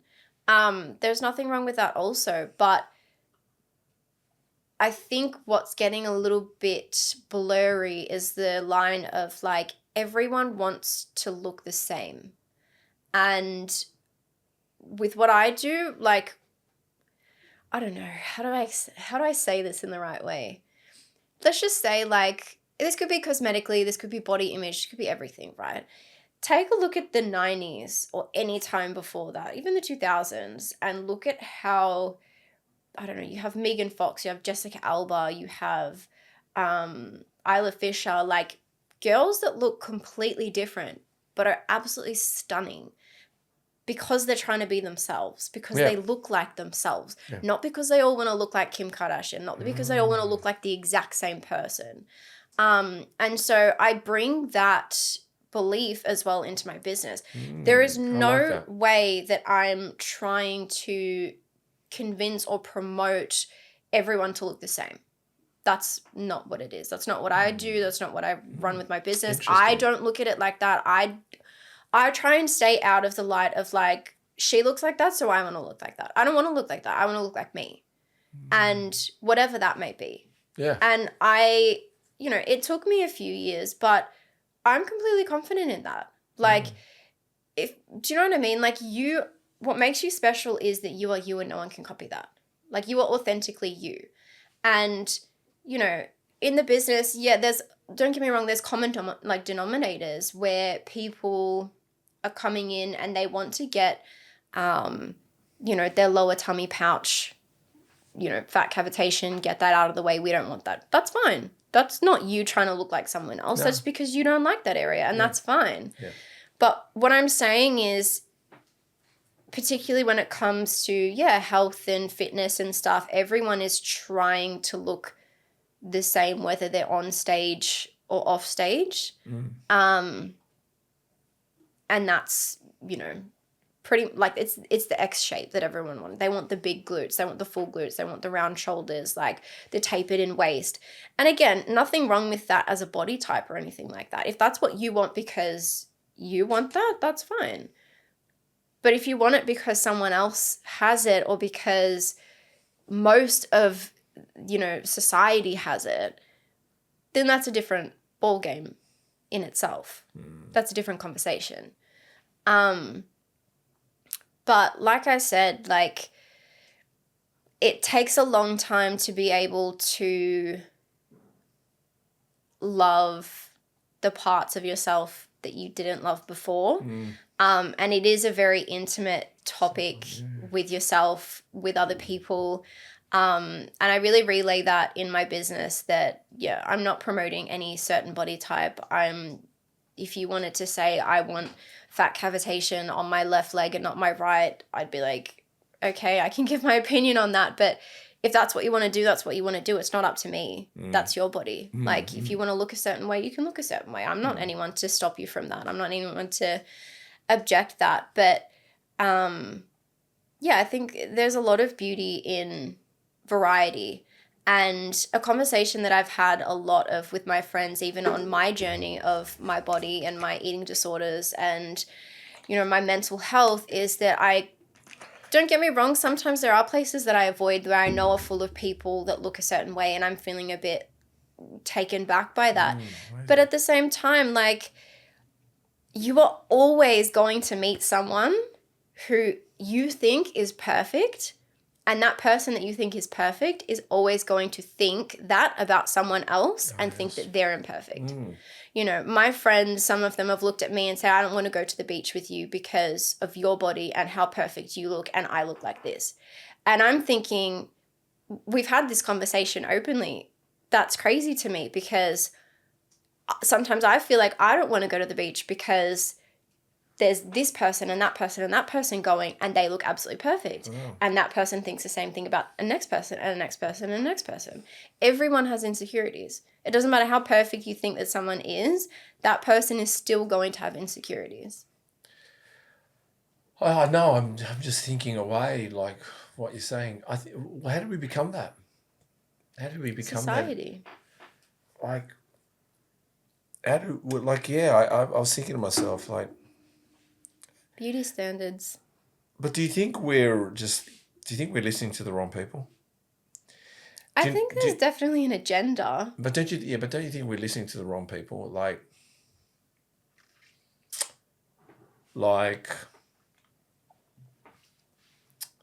I think this generation is all about what you have. No, but I think it's not this generation, it's, I guess, social media. Yeah. And I guess what's happening is every coach that was once fat and now skinny, they reckon they've got the answer to everyone's problems, right? That's one. Mm. People believe they've done some course or joined some multi-level marketing business, and all of a sudden they're a life coach, but they're convinced others to convince others to convince others to convince others to convince others to convince others, and they're an amazing guru, coach, head coach, whatever you want to say. And people, life coaches at age of 24, a life coach. Yeah. But what I'm getting at is, it's not that they can't be called a life coach, but I just want to ask them, like, have you been and watched birth in front of you? Have you watched death in front of you? Have you lost all your money, made your money? Have you been the sole income earner to a household? Have you traveled the world? Have you, whatever it is, what's life coach that you live in a suburb and now you're a life coach and you say that online? Does that make sense? Like, I don't understand and I also believe, don't you think, I'm going to say this, don't you think we ask the wrong people for advice? I'll give you an example. I've kind of learned the biggest mistakes of my life is I've asked the wrong people. I'll give you an example. Even my ex-wife, I'm not going to here to bag her. Or maybe I will. No way. It's a long time ago. No. Hear me out. No, hear me out. Giselle's beautiful. Like, she's the perfect mother to my children. Got no problem with this. All right? Let everyone know that. They can say what they want. But when Giselle met me, I had 3 properties already. And Giselle didn't have a cent to her name. Mm-hmm. And as I tried to grow our portfolio, I kept turning to her for financial advice. That was my biggest mistake. Yeah. Because her financial advice saying, no. And I think, at some stage, she convinced me. Like, does that make sense? Yeah. I renovated a house once. Completely destroyed this house to renovate in San Susi, around the corner from you, right? And I brought my parents to show off me in the midst of construction. When they saw the house, they said to me, how the fuck are you going to put this together? And they spooked me. But my parents have never renovated a house. So I'm just saying, even the closest people next to you, you'll think they know something they don't. Yeah. So I'm divorced. Do you think my mum and dad, well, they're not alive anymore, but do you think they know about divorce? They never got divorced. So what would they know about a broken marriage? But maybe I talked to someone how to get through a broken marriage by someone that's gone through a broken marriage. Yeah. Or maybe I asked someone that lives a long-lasting, beautiful relationship of 50 years, and I say, how did you stay together for 50 years? Or when someone builds an empire that has a lot of property and a good portfolio, I should ask him, how did you buy and where did you buy? But we ask the stupidest people. We turn to the guy next to us on the train. Do you think I should buy some property in Redfern? What do you reckon about Redfern? I've been hearing about Redfern. And this guy's going, yeah, buy in Redfern, mate. Does that make sense? Yeah. Like, what I'm getting at is that's what we're doing wrong. We're turning to people we're asking the wrong people. Yeah. All right, I've had some mental health issues. Meaning, when I say mental health issues, I went through a struggle for about 10 years. Anyone can come and ask me about mental health because I've gone through 10 years of it, and I can give some of my advice because I've gone through it. But why go ask someone that doesn't have mental health problems? Like, Yeah. I get, what I'm trying to say, I think we as a society need to stop asking everyone and stop looking at influencers and stop looking at people online because they don't fucking know. I'm getting a bit worked up now. But what I'm trying to say to you is that, but I'm also seeing at the moment, I'll be honest with you, I was at I won't say which gym I was at. A friend of mine's gym. It's a personal training gym. God love him. He has an amazing body. An amazing body. Oh my God, he's got an amazing body. Natural too, by the way. But amazing body. I'm not going to give away names. But then he goes to me, one of his coaches came, and he goes, he's going to compete soon. No joke, I looked at I'm not mentioning, I looked at the person's body and I went, well, I'm glad he's enthusiastic about it. Like I said, what the fuck? I'm thinking, where, like, it doesn't, I'm just looking, going, how is this person ready to compete? Meaning, we're going to give it a go. But I'm thinking, it's like, to me, competition is, I don't know. I always believed, I didn't even think I was good enough for competing. Like I found it like you really had to build muscle, get into that frame of mind that you were a unique person that wanted the stage to compete at. But now what I'm saying to say to you is it seems like everyone's answer is the stage at the moment. And I think that's what I'm trying to say to you. Everyone wants to look like everybody else, where sometimes just because you get on stage doesn't mean you got to where you wanted to be. Like you need to kind of, if you want to change your body image, you want to be who you want to be, it's got to not be the stage. This is what I'm saying, like my opinion. Like you have to want to, I guess, I think, like I said to you, I don't know, that's what I'm saying. I don't know how to put it in words but I'm just seeing that, and we've said this before, it's been probably a big narrative here in this podcast as well, from what I'm watching is, I love it. I love watching people go on stage. I do. Because I think they're confident. I go like, fuck, they got it on me. I'm not confident. You know what I mean? Yeah. I get excited. Yeah. But sometimes I also look and go, my God, I don't know what made them go on stage? Because they're not, it's okay. And this is males and females. I can't tell the difference between all the bikinis and wellness and all that's going on stage. Yeah. But what I'm saying to you is I love the confidence, but I don't know if the answer is the stage for confidence. I find I think you need to be realistic as well about accepting your body image and working on yourself to not look like anyone else. Like even like you said, but I think that comes with maturity. I'm just going to let you know. I think it comes with maturity. Does that make sense what I'm saying? I completely agree. Like it was something that, like I'm saying is yes. Finish with this. You probably do look like you could go on stage. There's no denying that. Maybe I've even said to you, how come you haven't competed? Yes, you've got the small waistline. You've got look like you got the taper. Whatever it is you've got going on. But I'm happy to know that you don't give a fuck about going on stage too, because I think you look amazing without that too. So I don't want to, like I said to you, I don't know. That's what I was trying to say. You know, everyone believes. No, I completely get what you're saying. I think that's what it really came down to for me. Like I've had a lot of opportunities and I have given it a little bit of thought, even when it comes to NABA or if, certain federations and stuff like that. Like, don't get me wrong, part of me is like, I love that. I love the bikinis. I love the sparkles. It looks amazing. I love the confidence. I love it. And I love watching people do it. But that doesn't mean that I need to do it. Yeah. But don't you think that society's, in our industry, is trying to convince us we should? And I'm saying to you, when I bodybuild, I was so focused on my career. I was so focused on my businesses. Like they come before everything. What I'm trying to say. And that's why I love the industry, watching people. But like you said, is it for you? Do you think you need to get on stage? I'm saying both of us or whoever it is. That's what I'm saying. It's tempting though, because you do feel drawn by it a little bit. Drawn and people telling you should go up there. But yeah, like you said, do you need to?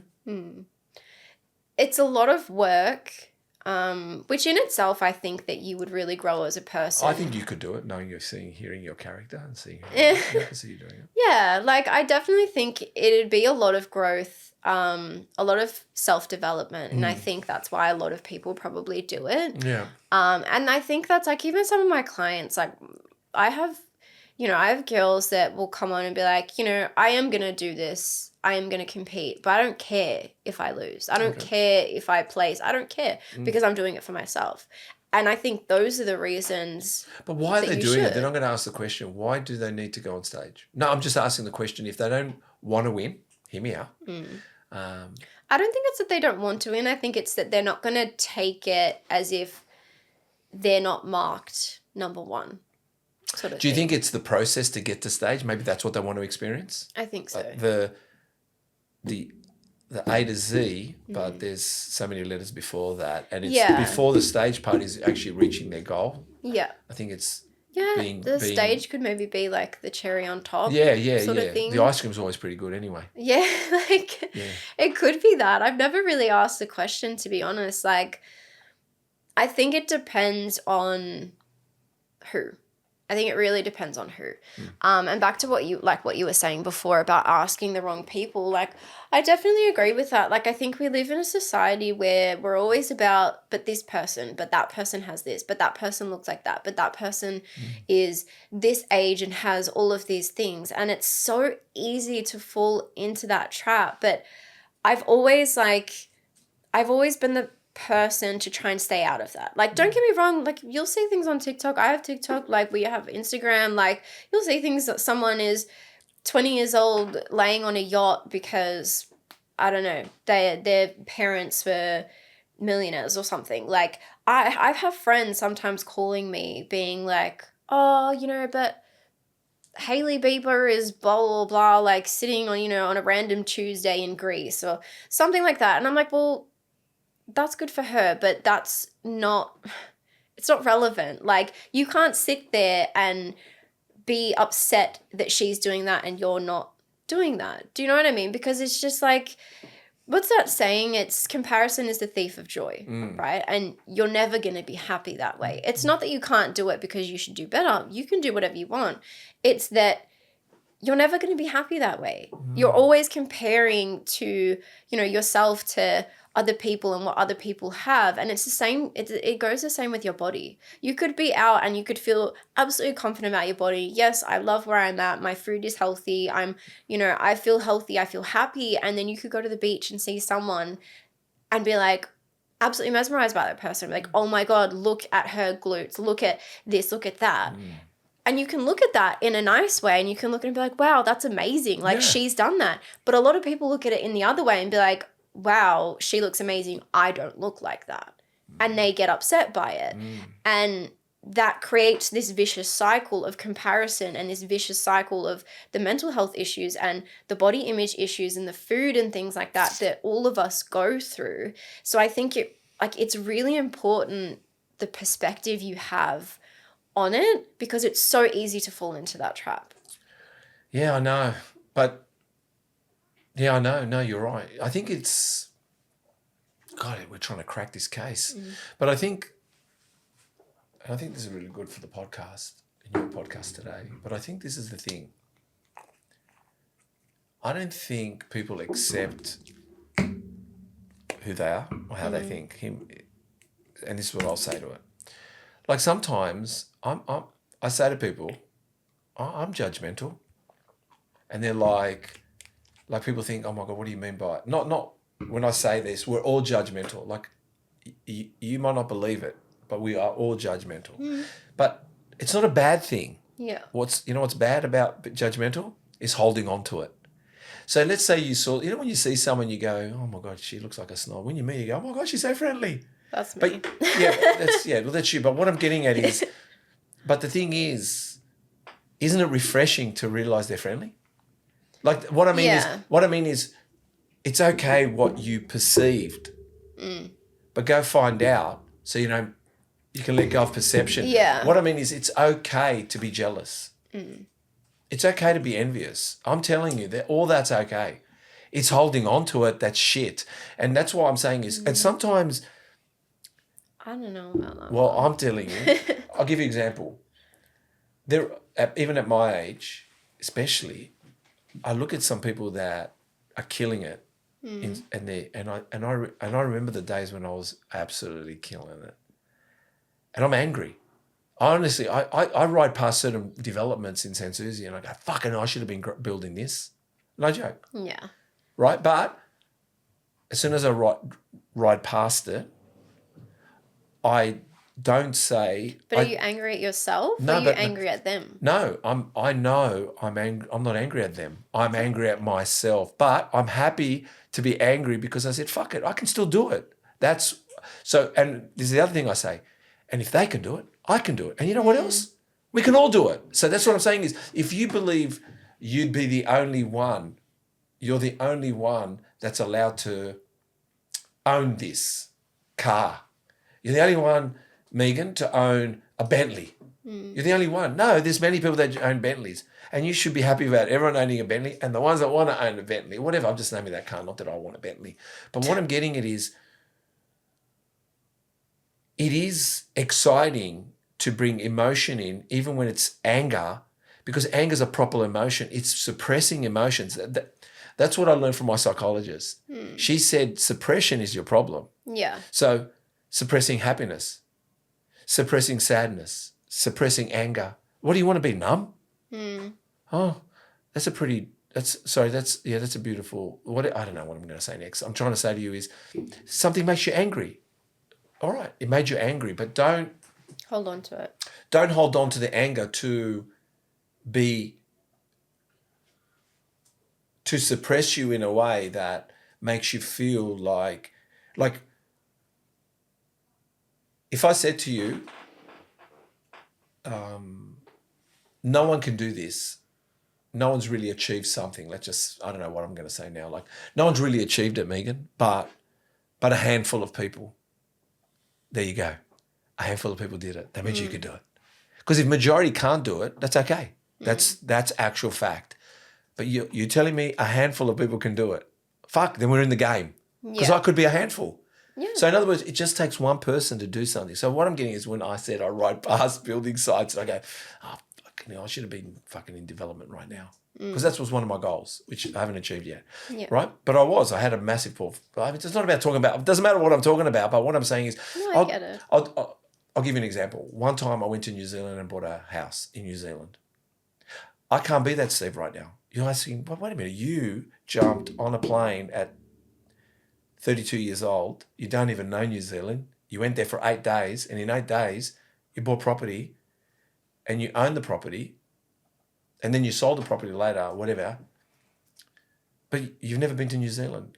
Now, when I went, Steve was in a different frame of mind. He was already researching a lot of properties.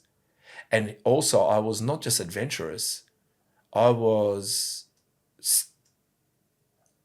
studying it, understanding it, asking questions, a million phone calls. Now, when I went at 32, that was 2002, I think. 2002. There was no iPhone. There's no Google. There was nothing of that. There was not even Facebook. What I'm saying is, there wasn't.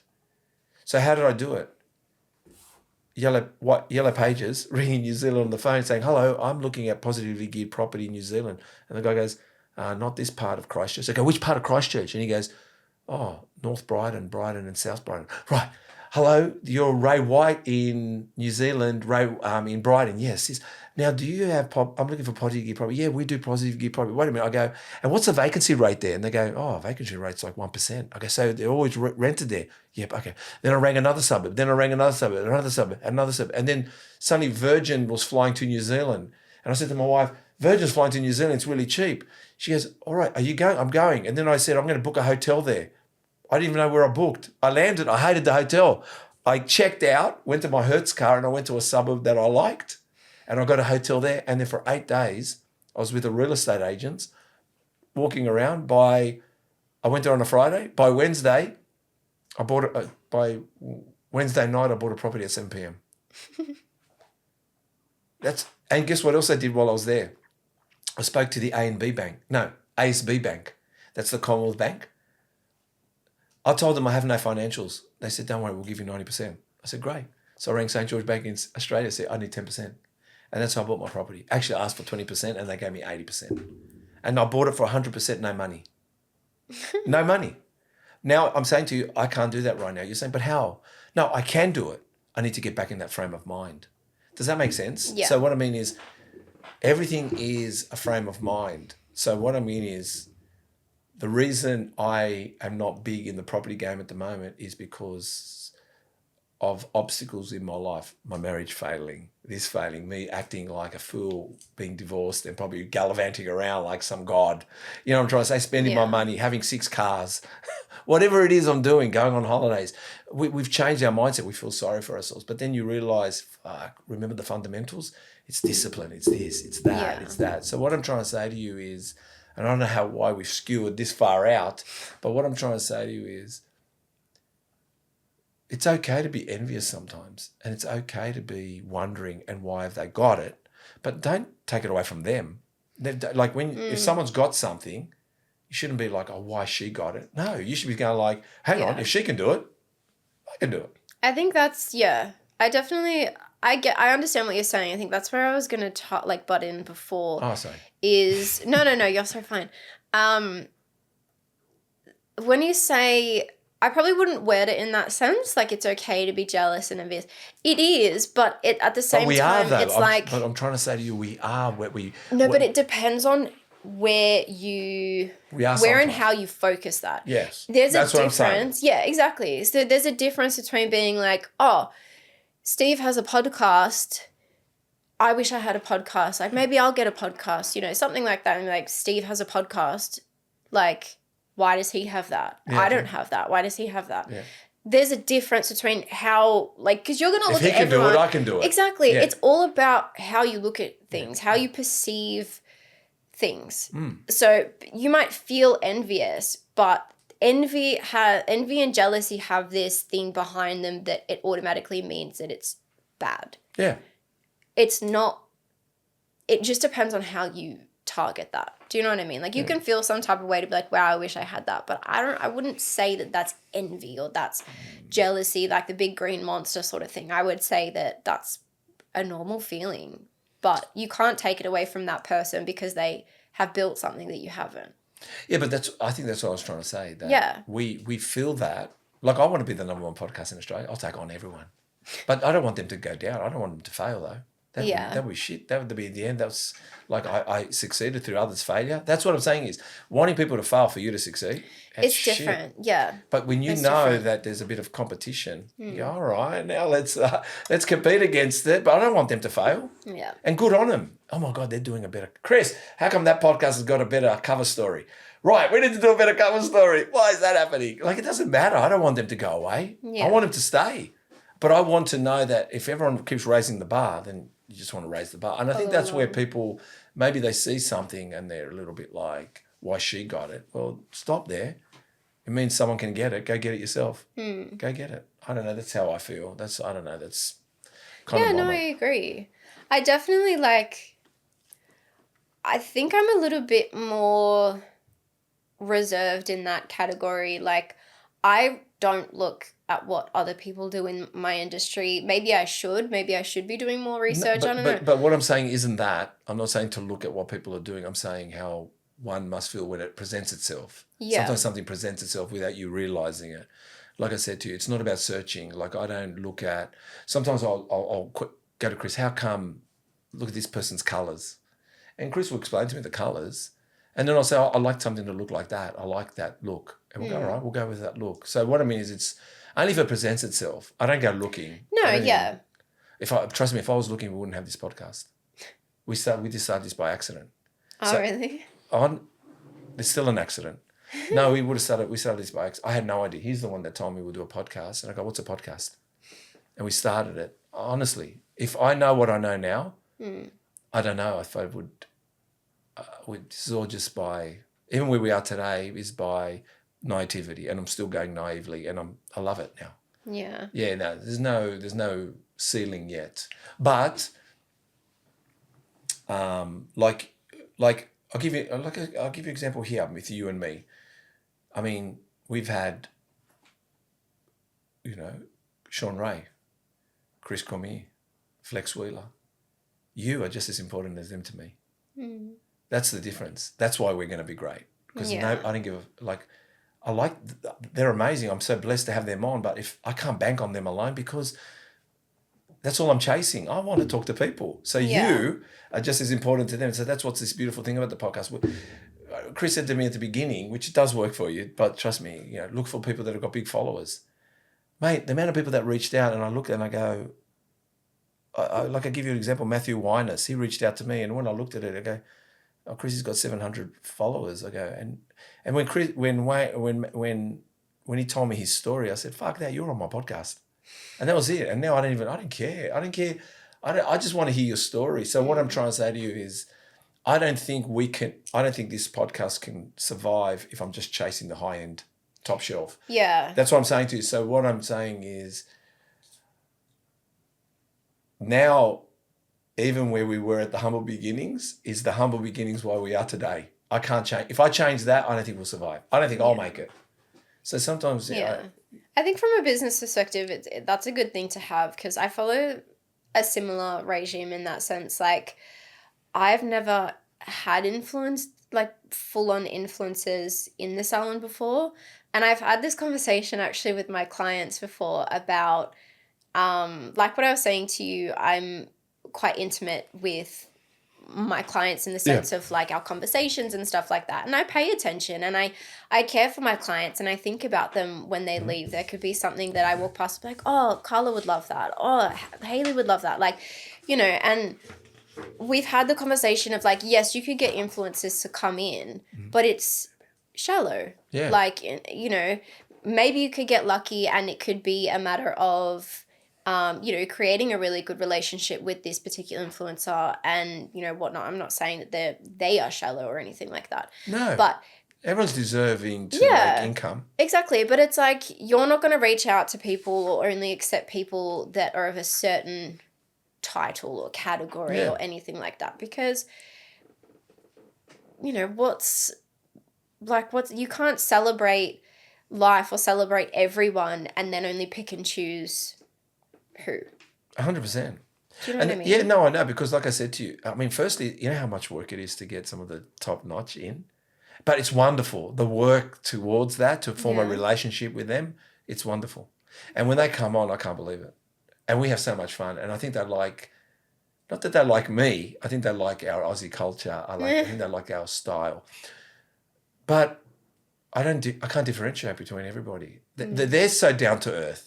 But then so are you. So what I mean is, kind of like I realised how wonderful it is that I've created this thing where I can bring not just Meagan, I can get someone that trains at World Gym Blacktown that had a hard life but is enjoying the gym and has competed in 1 or 2 comps, or not even competed, and just for some reason they reached out to me and asked, could I come on your podcast?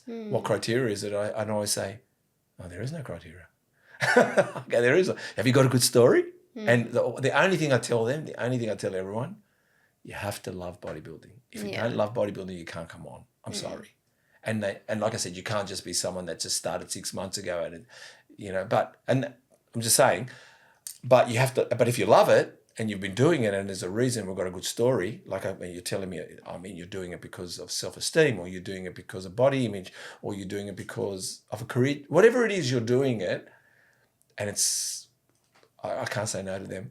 I just say, come on. And then Chris goes, you're not supposed to book so many people in advance. I went, oh, sorry, man. I just keep booking them.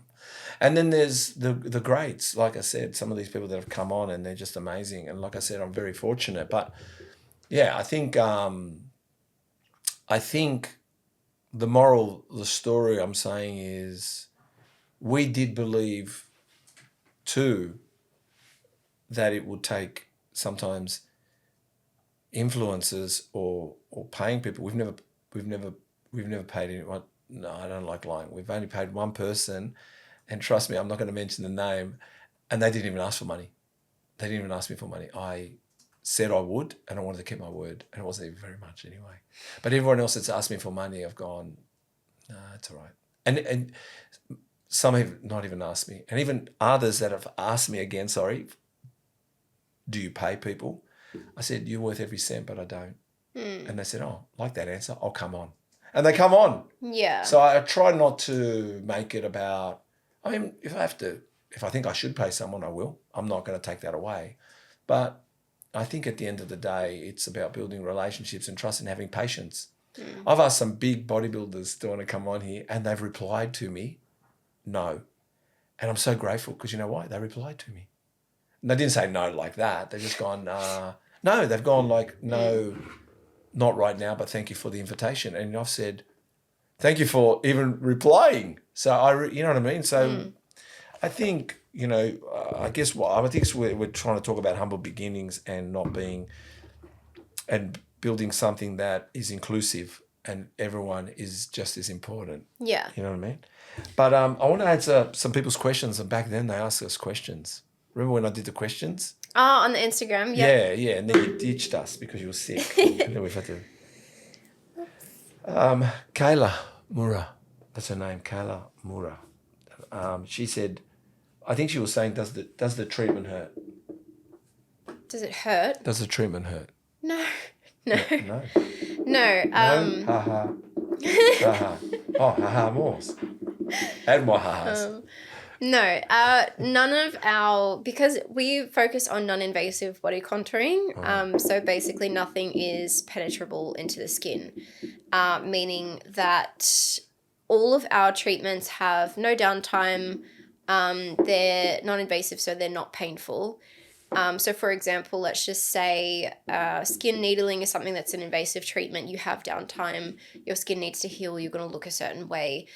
With all of our treatments, whether that be skin tightening, fat cavitation, EMS, LED, anything of the sort, you can go about your day as soon as you leave. Oh. So Okay. it's very convenient, it's very safe, it's very secure. You know, a lot of the aftercare is literally drinking lots of water, eating healthy, getting some steps in or going to the gym, even going to the sauna, things like that. So it's nothing that you wouldn't already be doing if you weren't trying to achieve this goal in the first place. Like someone who's trying to lose weight is not going to go and eat McDonald's and not go to the gym, as an example. Okay. So no, ha ha ha ha ha ha. I'm right, boy. I'm sorry, a bit of a smart ass. Yeah. Hard to work you out sometimes.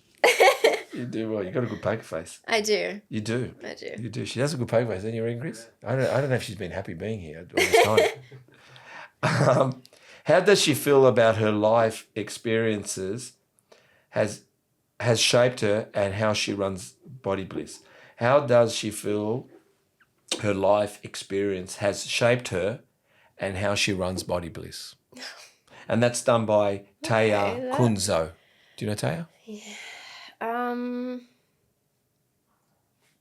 Read the question. Yeah. How does she feel about her life experiences, your life experience, Yeah. that has shaped you? Yeah. And maybe how it helps her run her business, maybe. Yeah. I'm thinking. Yep.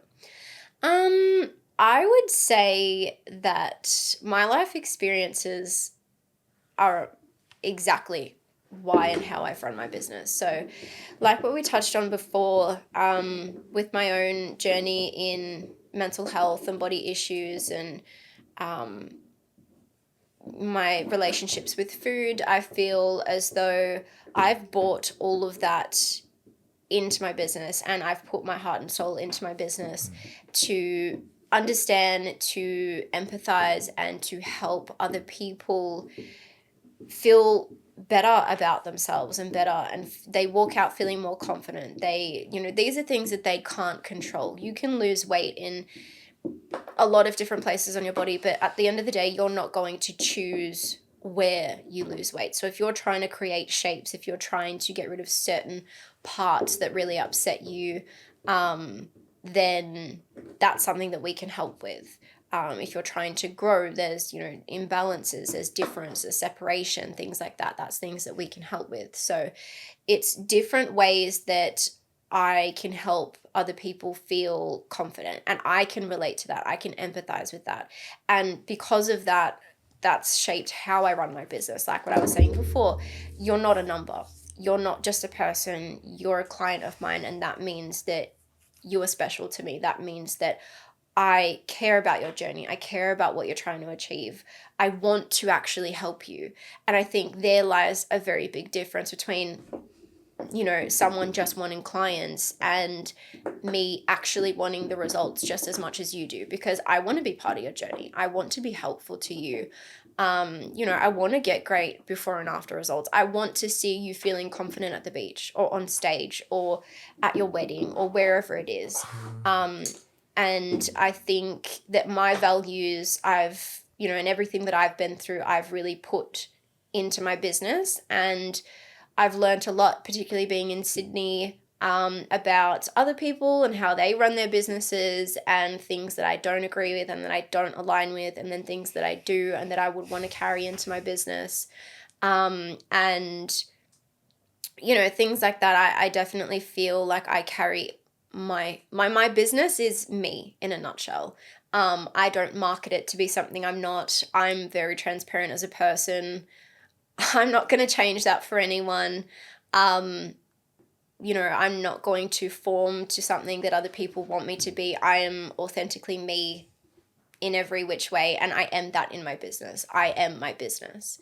And so I feel like maybe I could do a better job, but I feel like I definitely reflect that in my business. You're not walking into the unknown. I'm very honest. I'm very open. I'm not going to sell you something that I don't think is going to work. I'm not going to tell you should do something that I don't think is good for you. I'm not going to press you into anything. Like, everything that I would want coming to someone for help is what I will give someone. I like that. To bring it in a nutshell. Ha ha ha ha. No. Exactly why and how I run my business. My relationship with body image, food, and mental health goes into my business. I care and I want to help and be part of your journey. How's that? It's a 7-inch version, not the 12-inch version. You know. Taya Gunzo again had another question. What made her want to start a body contouring business? I guess I would have asked that question shortly too, but let's go for that now. What made you choose this business, body contouring? How did the idea come about? Look, it's not as fancy as a story as it could be, but I know I wanted to open something, particularly in the beauty industry, and, you know, something that I enjoyed creating. I'm very creative. I like doing things on Canva. I like building something, designing something. And so when I was looking around for things that I could achieve without, obviously I'm working full time at that point. I already have my degree, you know, started studying in my CPA and things like that. So there wasn't a huge amount that I could take on. I wanted something that I could do quickly, not something like injectables. Let's just say you need a whole nursing degree. It's a whole many years of your life. That's not something that I could take on at that given point. But with my own beauty salon, I could always have a salon and have those businesses in with me. So that was my mindset. And so I was looking into body contouring, and I looked into it for about 6 months to a year. But it is it's a pretty decent capital that you have to put into it. And so I was a little bit reluctant at that point, and I just hit a point where I'm very much a sink or swim kind of person. Mm-hmm. I've always been put in that position, unfortunately, with some things that have happened with life where it is just a matter of sink or swim. And I always swim. So Yeah. I said, fuck it, let's just do it. I bought the machines, I bought everything I needed, I started off, and then once I did it, I just said, okay, well, I've invested this much of my savings into something, let's just do it. So that's how the body contouring started. Sorry. You're fine.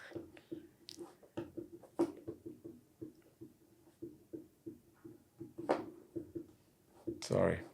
Take your time. Oh, we've got a podcast running. I'm hearing the pen right away. So I just read here. So I started off with ha ha ha ha ha again. Just joking.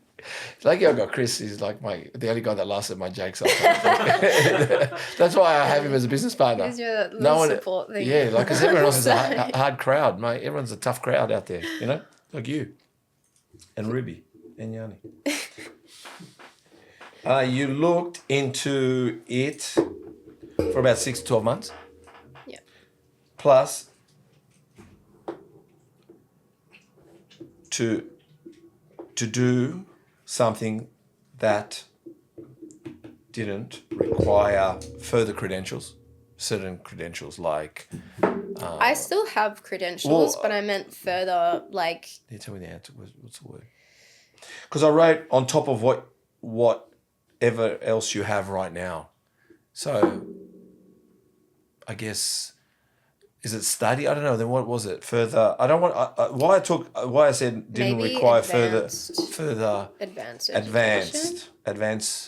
advanced education or advanced study, which is generally speaking just university, because you can do short courses and things like that. Yeah. But yeah, for a lot of the beauty industry, like, you know, not that I would ever want to do hairdressing, but hairdressing, for example, you need a long course. You need a lot of practice. Like injectables, same thing. Yeah, I just wrote that. All right, that didn't require further advanced education studies at university, on top of whatever else you already had. That's what I'm saying, because you already got stuff. So you decided to dive in head first, sink or swim.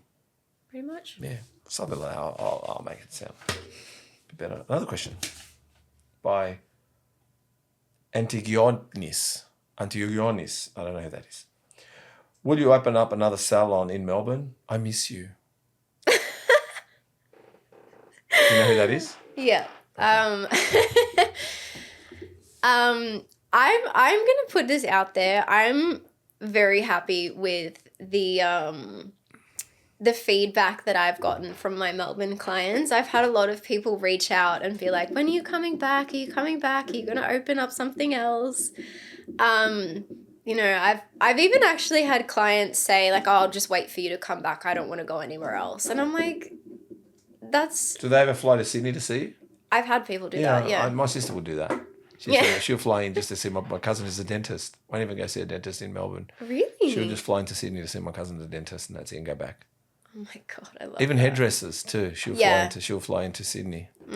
Yeah. No, I've had that. I've had that a couple Because times. she trusts my cousin dentist, so she books it in. He says, come and see me in October, let's say. So she'll make it a Sydney trip at the same time, and make the most of it. yeah, happy with the feedback from my Melbourne clients. Yeah, I've had quite a few, especially with a few fly in. Yeah, especially with all the things that I'm, the background things I've been doing for the business, that I put little snippets up for the socials and stuff. Everyone's been messaging me being like, "Oh, you're opening something else. Like, what's happening? Are you coming back?" Unfortunately, not yet is my ultimate answer. I would absolutely love to have a salon both here and in Melbourne. And at some point, I think that is definitely on my list. But for now, I need to sort of clock in with getting my name out there in Sydney and building up this one for now.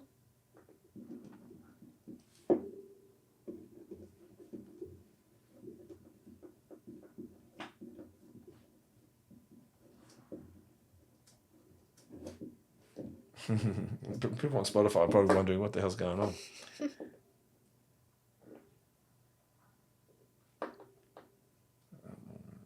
Let's see.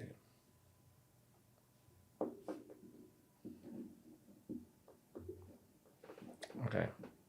So what I wrote here was Sorry. Christine knew that one. Happy with the feedback. He's gonna laugh anyway. From my Melbourne clients, and a few that fly in. And unfortunately, not yet. And would love a salon in Sydney and Melbourne, but for now need to build Sydney and get my name out there. Yeah. Yeah, is that good? Yeah, perfect. Okay. Donna Libby.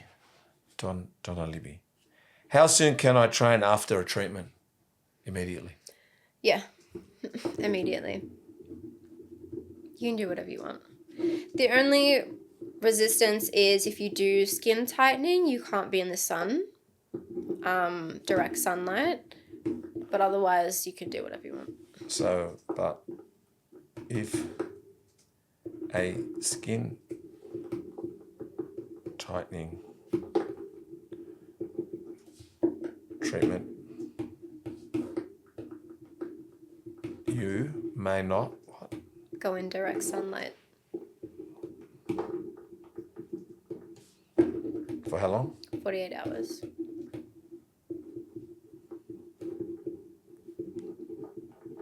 But it's situational. Like, you can go into the sun, but, like, you're not going to go to the beach.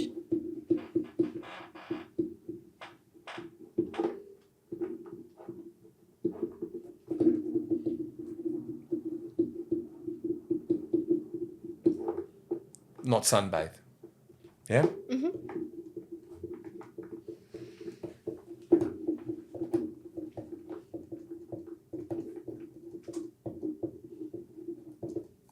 Do you want me to read that back to you? Sure. How do you think we're going to start it with? That's it. I'm funny. God, I'm laughing at myself. Immediately. Do whatever you want. But if a skin tightening treatment, you may not go in direct sunlight for 48 hours. 48 hours. But it's situational. Mm-hmm. Go out in the sun, but not sunbathe, go to the beach. Yeah? Sounds good? Sounds good. Sure. That's answering everyone's questions. Let's have a look here.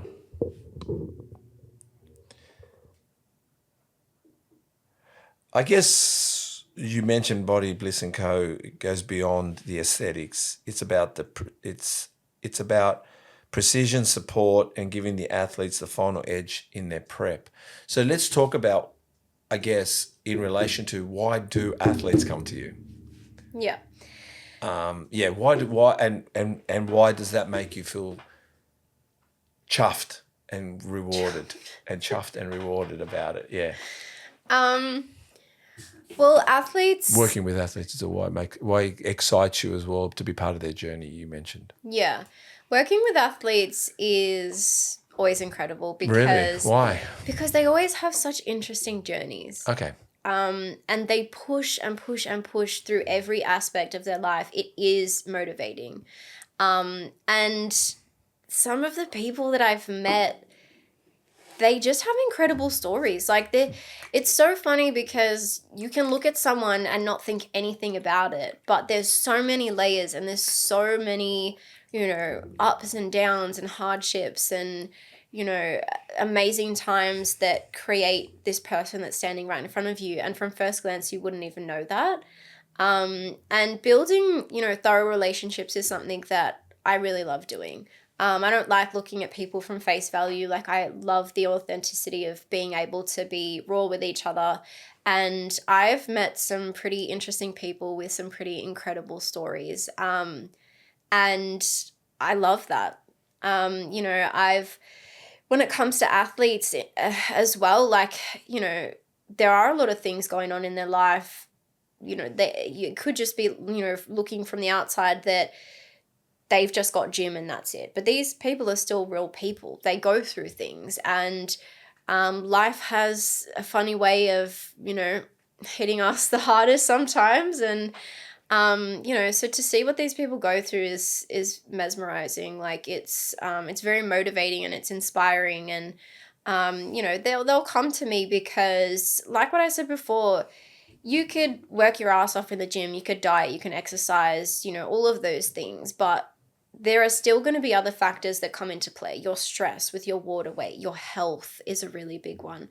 A lot of people come because there's certain parts of your body that are stubborn. The fat doesn't want to leave there. Everyone has their parts of their body, and it's pretty common where in women versus men. I get a lot of guys coming in before their show being like, okay, these love handles aren't moving. So when I hit certain poses, they look really tight, you know, and it's bulging and it doesn't look flattering. So we'll work on that.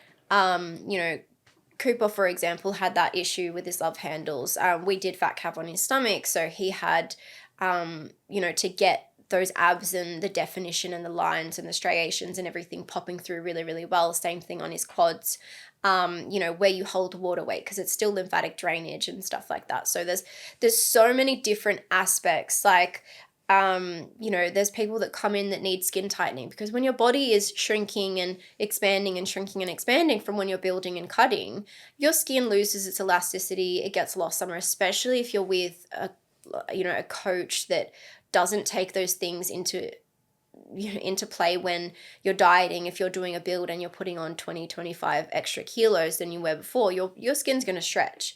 And so it damages the skin of how quickly you're going to then cut and reverse that. Your body doesn't have time to adapt. So they'll get skin tightening around certain areas, particularly on like the lower stomach is generally where it happens. So that when they're hitting poses, it doesn't crinkle and fold. And so, yeah, like it could be that you want a facelift before you step on stage. You want to look your best. Your prep face is coming in. Like, you know, there's so many different aspects to it. Like, you What's know, the common one with the girls? Common one with the girls is the fat cavitation on the stomach.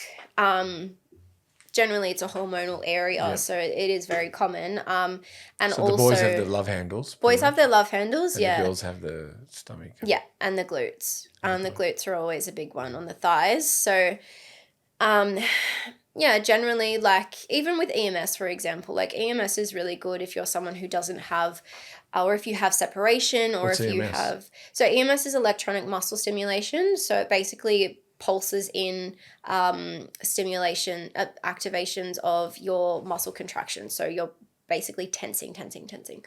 And it goes really, really deep within the muscle and pulls back out.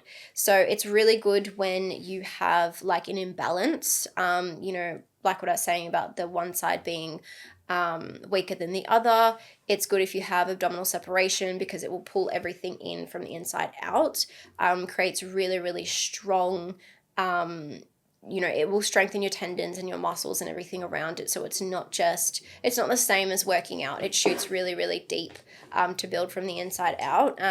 So that's something, if like, for example, obviously when you're in prep, you're pretty depleted. Girls will get it on the top of their glutes to help sort of keep that round bubble shape. You can get it on your abdomen. You can get it on, you know, I've had a client who snapped his Achilles. And so no matter how much he was training the left Achilles, it wasn't matching the right one. It just wasn't balancing.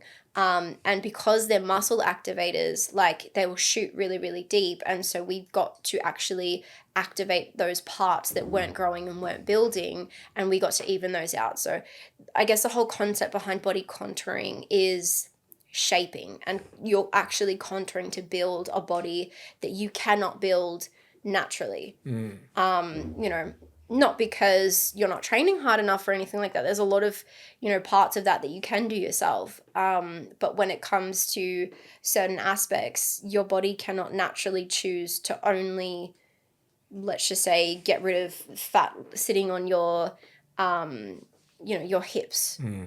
It's not going to do that. Your body will naturally pull weight from wherever it does based on your genetics and whatnot.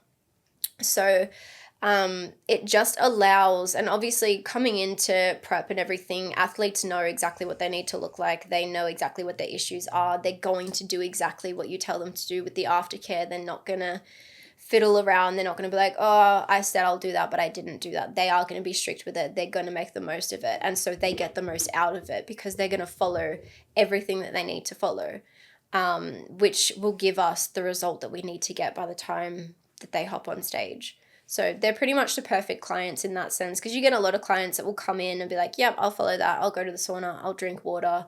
You know, I'll eat healthy. And then they'll come back to you the next week and be like, yeah, I didn't actually get time to do any of that. And it's like, okay, well, we're starting again. So yeah. Do you know what I mean? So when you said sometimes you need to instruct them like to go to sauna or to do certain things. Aftercare is important. Yeah. And obviously diets, things like that. Yeah, of course. So if you're like, you know, if you're looking at losing weight, you're going to be drinking water, you're going to be eating healthy, you're going to be moving, and those are the main things. You're not going to come in, when you get fat cavitation, when you're paying for something, generally speaking, you're going to be a bit more accountable because you're paying for it. Yeah. So, like they will follow the aftercare, but there's a lot of people that will get it and then don't, and then we wind up back into the same spot. Okay. How did you, you seem like you're enjoying what you're doing. I do. And you seem to like working with the athletes, like you said, watching them go through the journey. Do you think it's taught you a little bit about bodybuilding? Yeah, absolutely. Yeah. Absolutely. Like, was it initially when you started it to be bodybuilding or not? It wasn't initially, even now it's not only focused at bodybuilders. Yeah, of course. It's just that there's a big market for it because it's a big industry, but a very small industry at the same time. I guess they're also everyone's trying to find that edge to win a comp. Yeah. Well, everyone wants to win. You're going to do what you need to do to win. And if you know that there's something holding you back that's going to differentiate you to the next person and it's not a good way, you're going to fix that because you only get one shot. So you're going to make the most of it. So I started off just as everyone. Like I did some bodybuilders in Melbourne. I sponsored IFBB in Melbourne. And then when I moved up here, I've sponsored NABA. And it just hit the fan, I guess, with the bodybuilding industry. Because, word spreads. So. You did the IFBB Melbourne State Show? Is that what you did? Yeah. And then you've done NABA now. Mm-hmm. How are you finding the shows? Yeah, good. It's funny because I did the IFBB State Show, I actually met a lot of the people already that I didn't realize. So I met Kelly from Way of Life. I didn't realize. I met Jamie. I'm pretty sure I met Cooper. I met a couple of people, like some of the athletes, but also the sponsors, that I just assumed were from Melbourne. Yeah. And when I came up and I started going, with NABA and everything, I've had people that I was like, what are you doing here? Yeah. And I'm like, oh, aren't you from Melbourne? They're like, no. Like, it's so, I don't know. See, things like that, I find it very funny how the world works because from a business perspective, when I was living in Melbourne, there would have been no reason for me to get this person's Instagram or, details when they're from Sydney because I have a service-based business. It's not beneficial. And then funnily enough, because we did do that, a year later, here I am and they're my clients and, we're doing federations together and we're working together and we're collabing together and things like that. And it's interesting. I love the sound of that. So what about you? Are you going to compete soon? Back to that question. Yeah, let's go back to that question. I'm not sure yet. I've got a lot happening at the moment. I'm taking on a lot of things and there's a lot of things that I've been doing with Body Bliss that I need to get on top of. So I'm trying to prioritize. Well, it doesn't mean you need to, but I'm just asking you. Yeah, no. But I'm just prioritizing like my rest and getting into the swing of things without overworking myself. When you say rest, is it because,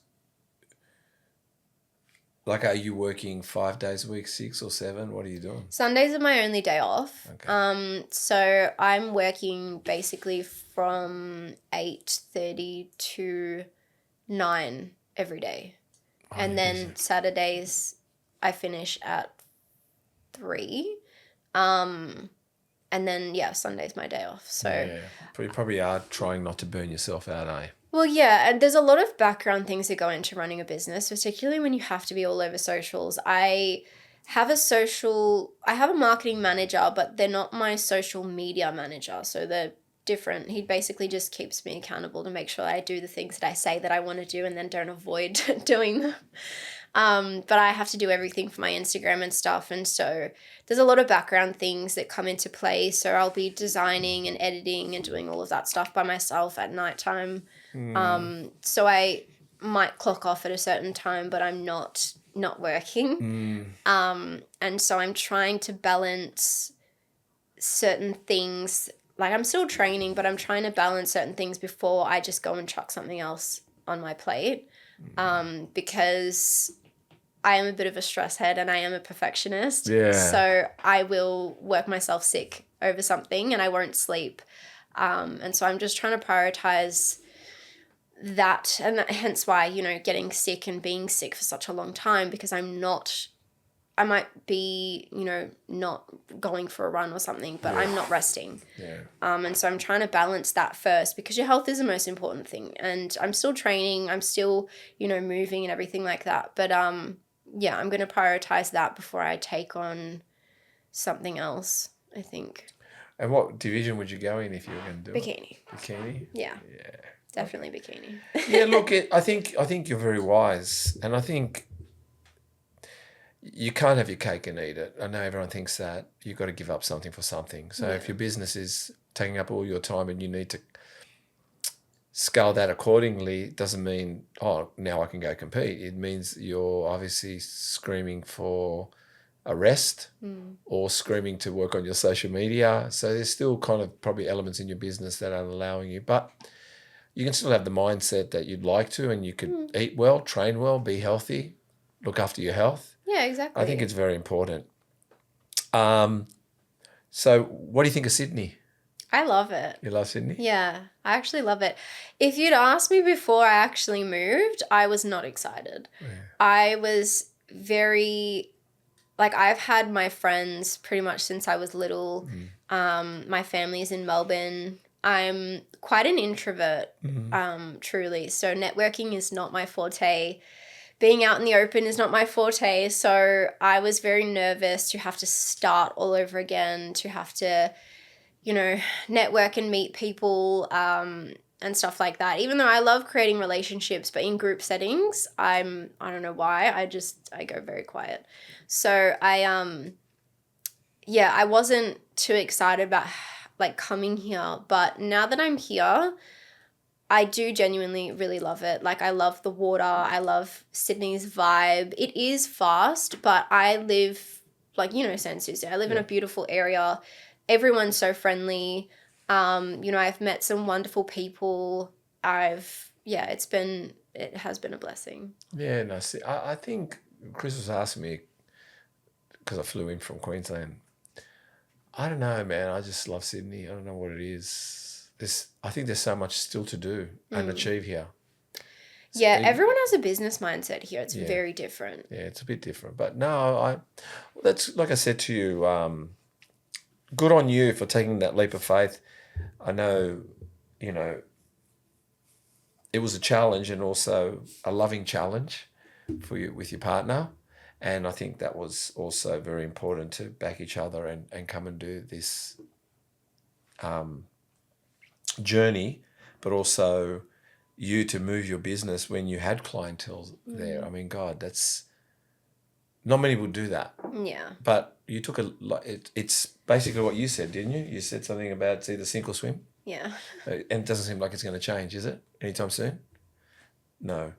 Well, we've come towards the end of the podcast, right? I want to go over the body. So now you're going to be a personal trainer for the moment, okay? Okay. All right. I'm gonna go over the body. I'm going to give you a body part. And you tell me you either train it or you don't. And even if you don't, you might know an exercise for it, but you don't have to answer that question. Does that make sense? Okay. It'll be very simple with the first one, I'm assuming. Yeah. Traps. Do you train them? No. No. No, but every time I train shoulders, I hit my traps for some reason. Do you? Yeah, me and my stress and my shoulders are always like this. Oh, that's right. All right, so let's go with delts. Delts. Your outer delts. What's an exercise and what do you do for sets and reps? I don't know any of the machines. You can. I'll name them. You just show me the movement. It's like a machine, and there's like a pad here. Yeah, pad, and you go like that. this. Yeah. Yeah. So kind of side raises. Yeah. On a machine. Yeah. How many sets and reps would you do there? I always do 3 sets of 12. Okay. That's just good. what I do. Yeah. I can't say I do much weight on shoulders. That's all right. Front Shoulders delts. is Do you not- train front delts? Yeah, I try. Leg arm raises. Yeah. Yep. But a lot of, funnily enough, a lot of my shoulder muscle comes from samba because it's all like this. Yep. for like 10 minutes. So if you do this for 10 minutes, it's going to start burning. Oh, yeah. And I actually used to do it with weights just to build up like the strength and the mobility and stability, I should say. And yeah, also fat calf. Because I'm doing fat calf and skin tightening. My arm's always raised. So I always have this happening with my shoulders. Oh, okay. So we'll go with the front raises. Yeah. What, 3 sets of? 12. 12, okay. Rear delts? I've been trying to hit rear delts. A friend of mine actually showed me an exercise where you've got the bench and it's seated up and you're kind of laying on the bench, and you're pulling your arms back. Yep. That seems to be the only thing that I can truly target my rear delts for. But I think we've worked it out. I've got little shoulders. So. 3 sets of 12. Okay. Back. Your lats. What do you do for that? I like doing these singles. So there's, again, not good with the names, but the cables. Yeah, but I use the cables. So I'll stand, like I'll be on one knee on the floor and then one up. You do single arms. And I pull it, I'll pull it down. So I like heavily focus and will hold it with the other hand. And I'll do the same thing, 3 sets of 12, but I hold it. Okay. I like that. Yeah. Chest. I don't do chest. Okay. Bicep. Pretty basic. Bicep curls and hammer curls. Dumbbells. Yeah. 3 sets of 12. Yeah. Tricep. I use cables for that. Cable pull down. Yeah, cable pull downs. Extensions. And, Tricep extension. Yeah, and the overhead. Oh, yeah. Ones. Ropes. Yeah. Yeah. 3 sets of 12. Mm-hmm. You're explaining them very well. You'd be a great personal trainer. Forearms. I don't train forearms. All right. Abs. I use EMS, so I don't So you use your own product. Yeah. Okay, that's fine. Quads. I do Bulgarian split squats, and leg extensions. Yep. I do leg press, just focusing on like my feet being more in the middle, and then hack squats. 3 sets of 12. Very well explained. You gave us a lot of exercise there. Hammies. I do RDLs, deadlifts, and hammer curls. 3 sets of 12. Glutes. I do. EMS. I do EMS. Yes, I do. Right, but kickbacks, I do the abductors. I do hip thrusts, and I do RDLs in like a bit of a different form. 3 sets of 12. Oh, yeah. I kind of just go with like I just hammer that as much as I can. I'll say till failure. Till failure. Yeah. Calves. All dancing, all high heels. Okay, so wear high heels. Yeah. That's right. I was going to say tibialis. That's the front of your calf there at the front here, but that we'll go high heels there too. Yeah. All right, promote yourself. Tell us, where can we find you? I don't know how to answer that. Well, your So Instagram I handle or am- your website handles or whatever handles you got, and yeah. Okay. So you can find our Body Bliss Co. Body Contouring Clinic in Sans Souci, and we are on Instagram and all socials @_Body Bliss Co. That was wonderful. Well, I want to say thank you so much for coming on. Thank you. It was for an having absolute me. pleasure. We got you eventually here. Yes, we did. And, we it did. was so sweet. But thank you so much. Oh, thank you for having me. I appreciate it. A lot of giggles. Another podcast done with another wonderful guest. They're all greats, no matter who they are. So, to continue what we're doing and to keep supporting you and bringing the very best, if you could subscribe, hit the notification bell, press like, it only helps us to grow this channel even further. We really appreciate the support, and to go and find more all around the world. Bring them here to Muscle Talks podcast and share real, raw and honest conversation around a sport we love, bodybuilding. Please subscribe. Thank you for watching this podcast. Thank you for watching all podcasts. Thank you for subscribing. Thank you for liking, and continue watching us here on YouTube or listening to us here on Spotify.